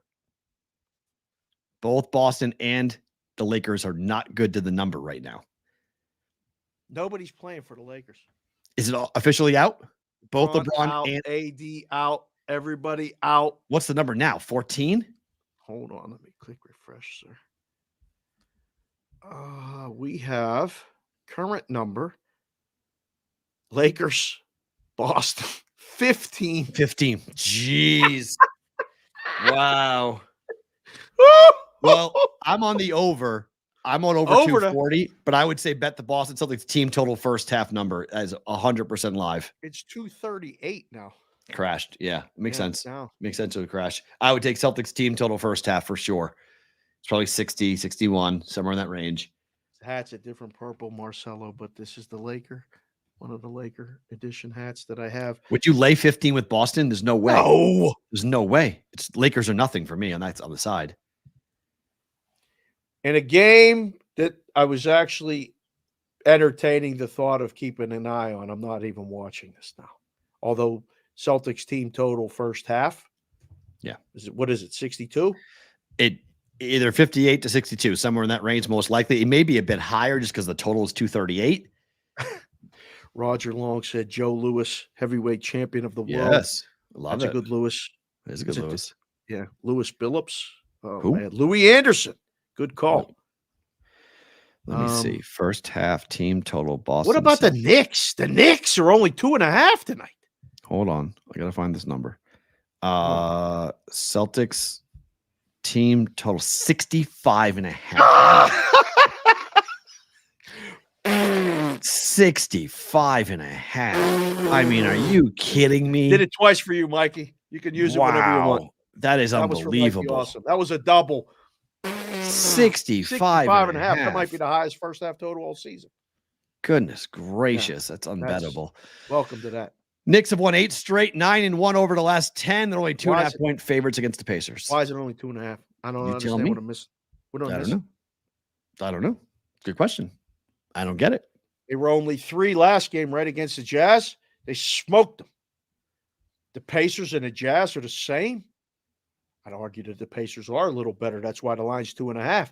But what the hell is this? I don't know if the numbers guys think that the Knicks are playing above what they should be, or they got the Pacers still, especially with Halliburton back and all this other stuff. I don't know. Maybe they got the Pacers a little heavier than they should be. This line should be 4. Should it not? I don't know. This looks too easy. Knicks. I would agree. Knicks. I would agree. Yeah, Knicks. And then finally, Philly at Utah. Did you see the end of the game with the Sixers last night? I mean, Doc Rivers is getting dragged today by all the Philly Doc media. Rivers coaches the Bucks. Oh, sorry. Yeah, it was the Bucks game. So that was the Bucks game that happened last night. we'll Sorry talk with about that. So that was That's bad over. with Giannis. That's right, the Giannis thing. Yeah. Philly They lost to the Trailblazers as 11-point favorites on the road. and they didn't. And it was how they were doing just hacking Giannis, and they kept on giving him the basketball, and Giannis couldn't hit free throws. It was like, what are we doing? All that does is cement. I got to get a lot more green, because if the Celtics don't win the East, I Something's swear I already thinking about what team I want to win the West. It's going to be the Nuggets. It's going to be Boston, Rematch. Denver, and it's not going to. I mean, not rematch. That was Miami, Denver last year. Right. Boston lost to Miami, Yeah. but Boston I'm going to get more green. I will be Yep. super surprised. Embiid's hurt. Philly's going, I don't know what the hell. The Bucks got a lot to work out. They fired a coach that was 30-13, and then they got an end of game plan that doesn't work, and they no adjustments. The Knicks might actually legitimately be the only challenger to the Celtics as of right now to win the East, which is scary to say because the Knicks are 4-1. Yeah, it's a 4-1 walk. Yeah. So I'll take that. If that's what we happens, I'll have the take that. Celtics in the NBA Finals. We're going to go whatever. If it's West, it's not going to be Golden State. Maybe Denver. Phoenix would be fun. The I'm Clippers would scared be to- amazing. I mean, if they go and lose to Denver, that will stink. They'll be pretty big dogs to Denver, I think. Yeah. I mean, Denver will be a pretty sizable favorite against them. I mean, it's a bad matchup for Boston. Unless they make a trade at the deadline here in the next couple of weeks and they go and add a big. They need size for Giannis, not just for Giannis, they need size for Jokic. I mean, Jokic kills them. Like, Al can take care of Embiid because it's a mental thing with Embiid. He can't play Al Horford for whatever reason. But Al can't guard Jokic. He takes him to school. Tony Baroni just said the Celtics are the biggest challenge for the Celtics and have been for 3 years. Not great. You know what? I can't really argue that point. It is. Pretty good take right there, Tony Baroni. And it very well might be the ankle for Kristaps Porzingis too, to make sure that guy's healthy for the postseason, for that in order to get going. Right. You guys, tomorrow, Roll Call Friday for you guys with us who are on Sirius XM and Sports Grid. Thank you very much. If you guys are with us live, obviously you're not going anywhere because we aren't going anywhere. It is time for bonus time.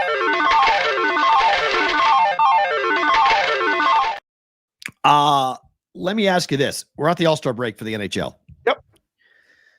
Who is the best team in hockey?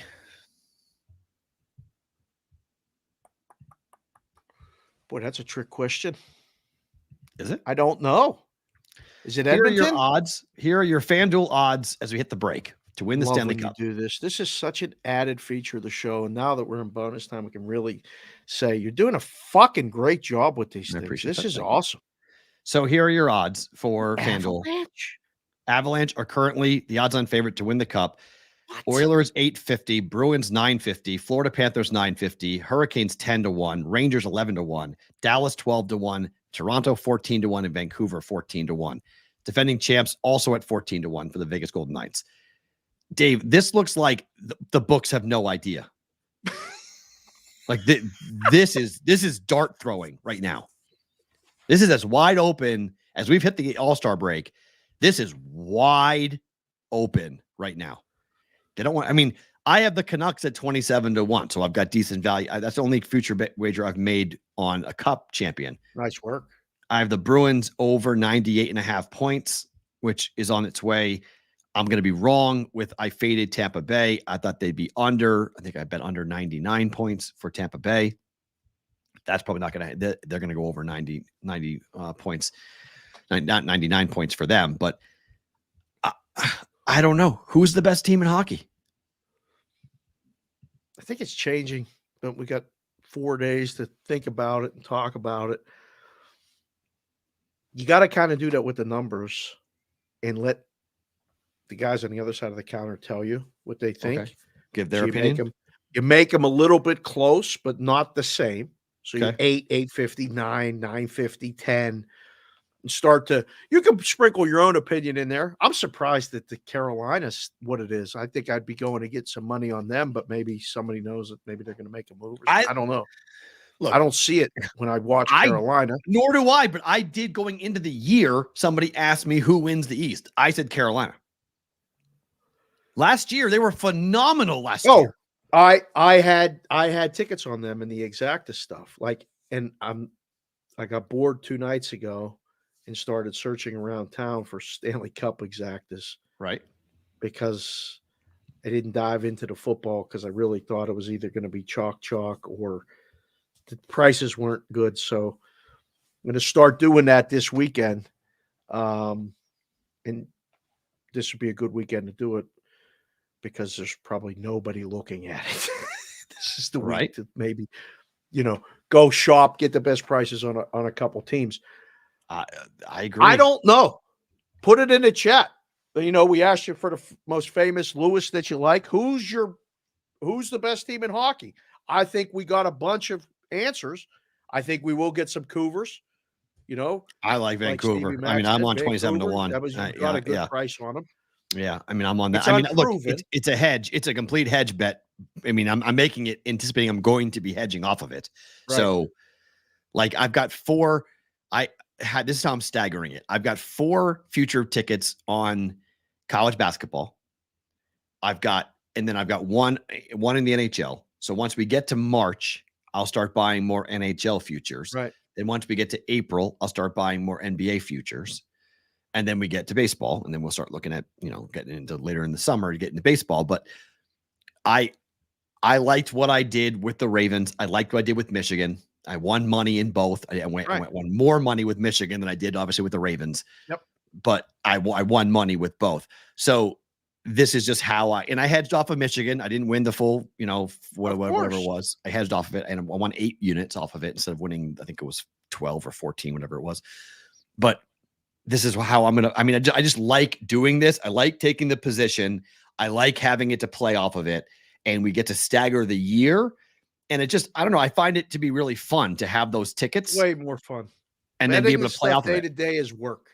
Betting the futures is fun. It's also work, but but it's neat. It's good. It's fun work, though. It's fun work. It is. It is. To look at that and to kind of look at the breakdowns. Look at this in the chat. We got just on this alone. What about Oilers? Too early to tell, but we'll find out in March. Hurricanes, Boston, Edmonton, the Leafs. The Leafs are just going to rip your heart out. You're talking about ripping your heart out, man. That's that. You're going to bet the Leafs. It's not spring yet. You're right. Jeez, it's going to just get buried. I like the Hurricanes, but 10-1 almost seems to be too thin. Like I want more than that. I should have taken it more. It's 10-1, but it still seems thin compared to everything else that's out there. You notice nobody said the Knights. Oh, the Knights aren't repeating. No, they're too banged up. They played too much hockey. I mean, Hill is, up and down since getting hurt. Thompson, they're going to be a competitive team in the playoffs. Like, they're going to make it out of the first round, but I don't think they're back in the Cup finals. Rangers, really Tony Baroni, No. Rangers, No. Winnipeg Jets. Yes, I could see them. Is the Cup going to Canada? It has as good of a shot this year as in recent memory, but it's still multiple opportunities. It's 1993. Right? Winnipeg, Edmonton, Vancouver. Okay. Could be. Let's go Blues. That's a great story. The Blues in that year, 2019, when we got to the All-Star break, T-Foss, my buddy Tommy, one of the best hockey guys I've ever worked with and known in this business, said, we had the Blues at 200-1. And he goes, we should buy tickets on the Blues. Like T-Foss. Seriously? He did. He bought a ticket on the Blues. He said, they make one change or whatever, the goalie can win them. They can win the Stanley Cup. And he cashed it. Wow. Like the hockey, I still think it's the sport where we're so far away from the end right now that I don't think you can totally throw out, there's a couple teams like the Ducks and, Sharks and whatever. The Sharks. But the bottom. If you get in the tournament, you can make noise. 18 teams probably right now that could win the Stanley Cup. Nobody is saying Pittsburgh, Stevie Mac. I would agree. Too old. Wisconsin, Nebraska. You were talking about that being the game of the night. All right, who wins? Whiskey, right? Bucky. Wisconsin. Give me Bucky. Yes, give me Wisconsin.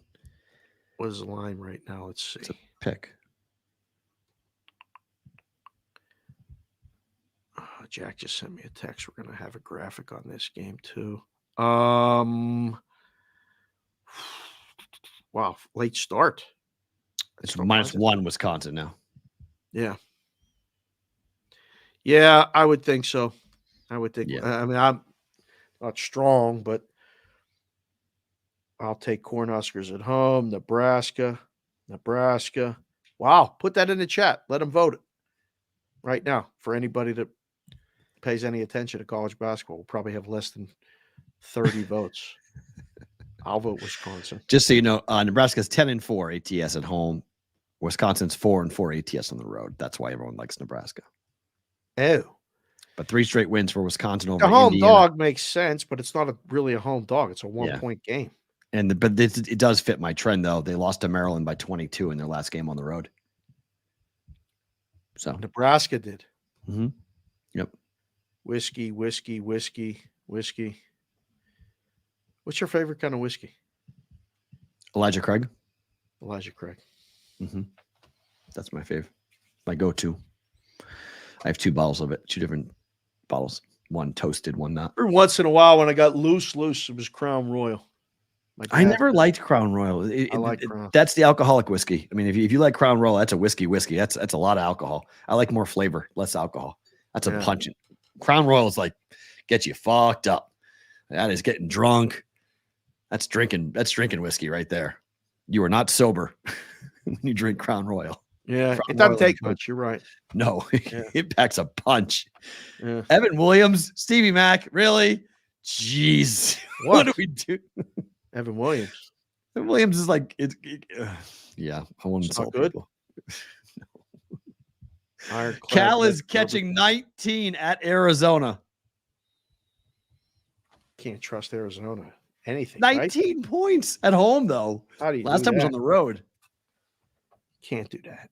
No, I'm with you. I don't know. I can't do it. This is dog or pass, but I'm not laying 19. I'm not taking 19 either. This is a line through the game. It's it's a cheap Jack Daniels. Okay, you said it, not me, Stevie Mack. Evan Williams is Wisconsin money line, Orly money line won't pay much, but I like it. Roger Long, I like that. Woodford Reserve's not bad. Come on, Rainmaker, Crown Royal, Apple. What are we doing? What are we doing? Jim, Jack, and George for John Serrett. What is that? Jim Beam, Jack Daniels, and George. Oh shucks, what's the that? Yeah, it's double whiskey. Really? Three Wiseman shot is what put me under the table when I turned 21. That's what we drank. Yeah, it was big. Jim, Jack, and Johnny. 3 Wiseman. Johnny Walker, Jim Beam, Jack Daniels. I had 4 of them, and I did not, and I woke up on the floor. Yeah, that's no good. I remember guys doing that when we went out for their 21st. I never did. Goodbye. I saw what he did in the morning. See you in the morning. You weren't very wise if you did a 3 wise men shot. You got really stupid quick. You're really stupid really fast. Yeah. George Dickel. Okay, that's what that is. Okay. I only put this on because we talked about Grand Canyon. I went and looked them up. They're coming to Vegas to win the tournament, Dave. They're 19-2, 9-1 in conference. They're laying 9.5 against Seattle tonight. Going every game. They're 19-2. I love it. They're good. They're really good. I'm gonna drive down. I might drive down tomorrow if they play. I have no idea who wins, but they play this weekend and drive down. I'm sure everyone plays. Everyone's playing this weekend. So look at that. Watch that game. That's a watch for me to see if they blow them out. We may need to jump it on some Grand Canyon because they're pretty good. Time for better to.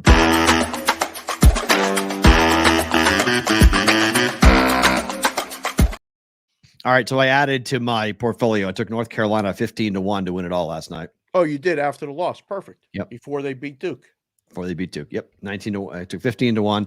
So I have a 30-1 on Creighton, a 20-1 on Marquette, a 15-1 on North Carolina, and an 11-1 on Arizona.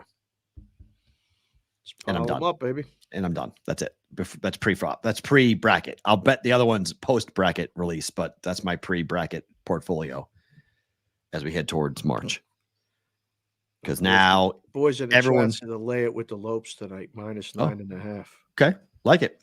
How about laying it with Oregon tonight against USC on the road? USC stinks. They're no good at all. Going wrong direction quick. Where's that game? At USC. At USC, Oregon. Still 2.5. Total dropping right now as we speak. I got 2.5 now. I would lean Oregon if I have to. This is better to book it. Yeah, I laid 1.5 Oregon. I say I gotta bet it. Okay, and then this is dead, but I bet over 240 Lakers Celtics. Yeah, forget this. I don't know if I forget it, but I mean, chances are without LeBron, sometimes you play even more fluid and just go crazy, and it's a AAU track meet. 7 straight games with or without LeBron, they've gone over. The Lakers. Do you remember what this game used to be when you were a kid? Like Lakers Celtics regular season game was big. That's why I asked this question. We skipped over it, but this is the question. No, it's not still the best rivalry. It's Lakers stink. What's the best rivalry in basketball right now? What is it? I couldn't come up with anything. There really isn't one. Best rivalry. No, this was NBA. different. I mean, Kings Warriors might have something to say about it. That's the only one I can. That's the one that comes to mind about two franchises that like hate each other. But like, there's no like Knicks Celtics. There's no rivalry there. Like it's like we don't like each other, but there's no competition. It's like, give me a break. Right. Like we're competing for this. Like this is a big damn deal. Nobody wants 18 to go to the other one. Lakers tied it with a quasi joke asterisk bubble title. So they claim 17 now. What is the best rivalry in basketball? I don't know. This was tremendous for years. Then it was Boston, Milwaukee. No way. Pacers, Knicks was fighting words. I mean, that was great. Pistons, Bulls was as nasty as it could get back in the day. They're all terrible. I don't know. Bucks. Pacers, Bucks. Bucks. The Bucks Bulls. are like, I mean, Bulls, listen, Pistons. They're just Pistons, Bulls. Is it individual? Like, is it now like individual? Sixers, Celtics. I don't know. There really isn't one. There's not a great rivalry in the NBA. That's why I asked the question. Suns? I don't know. It's wild. We had one super chat that came through from Mikey Awesome. My buddy Kyle watching for the first time. What's up, Kyle? Hi, Loves Kyle. Dave's takes. Shocked by the F1 news. Big hockey guy. He better hit the thumb and subscribe. We agree, Mikey. Thank you, Kyle. We appreciate you watching. We don't want to shock anybody, but Addison, I mean, we're just trying to keep it real. I had no idea about Lewis and Ferrari and all this other stuff. And is that, I mean, are people upset by that today, P-Roll? Like, are they mad that he left to go to the other team or what? Lewis Hamilton, you mean? That news? I don't know. I don't follow F1. I mean, I saw Minty's. I saw Minty go, what? And then Addison's all over it. That's it. I saw it. I was like, scroll. Oh, scroll. Like it didn't stop me or anything. I wasn't like, ooh. No. Favorite thing about today is what? So this morning I touched base with C-Mac and Aaron and Joe O, made another couple phone calls and really kind of came into the reality that one, we're doing the show at Resorts World next Thursday at 4:00 Pacific, and two, a hell of a lot of people that we know are coming. Yep. And it's going to be a very different week. I posted on my Twitter that 3 years ago today, speaking of Minty and Yahoo Sportsbook, they did that video of me with all the facial reactions talking about the $1 million Super Bowl bet. And I came up in my feed and I was like, that's been 3 years since that video. They did that video and we did all the facial expressions. They produced it. It's 90 seconds. It's silly. It's fun. It's hilarious, but it's true. And it reminded me of these other stories. And that's what I ended up talking to one of the people this morning about, was Super Bowl stories. And my favorite thing about today is that we're doing a show again from Media Row and a live show. And it all hit me today, this morning. So with that being said, and the Brigade, somebody just said the best rivalry in sports is the BVB Brigade versus the World. I don't know if we don't need to take on the World. We're not taking on anybody. We're welcoming people in. But all of that with us having Super Bowl week, that's right now. I got the Resorts World hat, all this other stuff. That's my favorite thing about today right now. Wait, what is going on? Lakers Clippers? Front Office Sports just broke a story. What?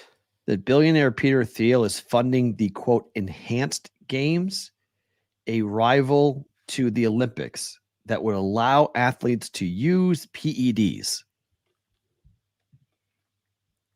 He's going to allow athletes to use steroids. Yep. To then perform at Are you frozen or are you just in total disbelief? I'm in complete and total disgust. Well, you were frozen there for a second, but then you Okay. moved. So Okay. you're back. Okay. Sorry. Yeah, just I saw don't know. that. I don't I know. just- You I- literally tuned out to everything. Sorry. I don't know what just happened. The PED League. You're excited about this, Jeff Benny? You want the PED League? The enhanced games. Coke party at halftime in the locker rooms. I mean, what are we doing? We're gonna play baseball where you just go ahead and like guys are like taking shots in the ass. Like you just go ahead and What? Pause. What did you just say? I say some crazy shit. intentionally. Shots in the ass. Shots. Yes. Shots. Like with a syringe. Right, I yeah. touch her. Yes. Something else, right? Yes. I almost fell out of the chair. Wow, Shots that would like be gas. interesting. What kind of games are we playing? Somebody did pitch a perfect game with on LSD. That is true. They did that. Yeah. Doc that's Ellis, Pittsburgh Pirates, 1974. true. His cocaine a PED list has Daryl Strawberry. Yes. No, Chef Benny, let's not see how far we can push the human body. No, not interested. No. Fighters killed. A boxing match. It's going to be brutal. My God. This would be something else to watch. All right, sure. Okay, let's see what happens. My favorite thing about today, did you know tomorrow our kids don't have school? No, I did not. Tomorrow's President's Day. I did not know. Today's Friday. I learned that this morning. I was driving to school and Madeline was like, "It's Friday." I was like, "It's Thursday." She was like, "Oh no, it's Friday." I said, "What? Well, what do you mean?" She goes, "Well, I don't have school tomorrow." I was like, "Oh, really?" She's like, "Yeah, it's President's Day tomorrow. Groundhog Day too, but it's President's Day tomorrow." Yeah, I bet that he will see his shadow. It's minus like 800. Bet the yes. Yeah, he's going to see it. Punxsutawney Phil's going to see his shadow get run back Pretty into the much every hole? year. It doesn't happen Oh, very no. often that he doesn't, but he's going to see it tomorrow. Oh no, that's Yep. not good. More Was it winter. 6 more weeks of winter. Is that what it is? Yep. 6 more weeks of winter. Yeah. So my favorite thing about today is that tomorrow's going to be chaos. So I'm going to enjoy the calm of this Tuesday afternoon. Tomorrow's Once we're chaos done. because it's Roll Call Friday, too. It always is, but tomorrow is, I don't know. President's Day is being celebrated tomorrow. My daughter doesn't have school tomorrow. That's what she said. He said or she said it's the 19th. They're celebrating it tomorrow. I don't know why, but there's no school tomorrow. I think you're letting a 9-year-old hustle you. I'm telling you, she just told me, and I believe her. And the crossing guard told me the same thing because it was dead. But There it's was not nobody because of there. President's Day. President's I Day don't is know. on the calendar for what Whitrock said. I don't know. I mean, did you get the day off? Do you get the day off, or is the 19th? It's a Monday, so maybe they celebrate it on a Friday. I don't know. It's Groundhog Day. I was told there's no school tomorrow. That's what I was told on the way to work today. On the way to school today, Madeline We're told going to me, have to double check sources. we have no school tomorrow. And I was like, no school tomorrow? She's like, we have no school tomorrow. It's Friday. Today's the last day. I was like, wait, what? I was like, oh, great. So you're going to be home during the show. She's like, yeah, I'm going to come in the chat. I was like, great. Must be a teacher work day. Another one of those? Well, it's definitely not President's Day. what she President's told me. Day on the calendar here in the United States is February 19th. That's so interesting. Yeah, Yeah. she literally told me that it was because of President's Day. And it made sense. I was like, all right, well, that makes sense. It's on She February. told you that it was President's Day 3 weeks in advance of President's Day. Oh, it is Structured Teacher Planning Day. There's no school, but they are off on Monday the 19th as well. They have both days off. So I'm not getting hustled. She has no school. Structured Teachers Planning Day. Planning Day. Yeah. Structured Teachers Planning Day. And then on the 19th, they do have it off for President's Day. So I'm going to go and enjoy some peace and quiet before she's off school tomorrow. So there we go. And tomorrow, Punxsutawney Phil said How two more about weeks. that? Said 2 more weeks of Taylor Swift. Oh, what day's Lou getting here? Lou's going to be here. He'll be here for the show. Let's go. You guys will see Lou for the show, I think. So Maddie lied, but also didn't lie. Correct. She lied, but she also didn't lie because she gets both days off. She just had the wrong day. So, yes, Teachers PED Day. Yes, that's exactly what that is. Come on, 100%. Yes, 100%. That's what that is. Yes, you're absolutely right. Teachers BS Day. 100%. Yes. Get us out of here. So. Back tomorrow. Roll call Friday. Big day. Talk to you guys all tomorrow. RCF for BBB.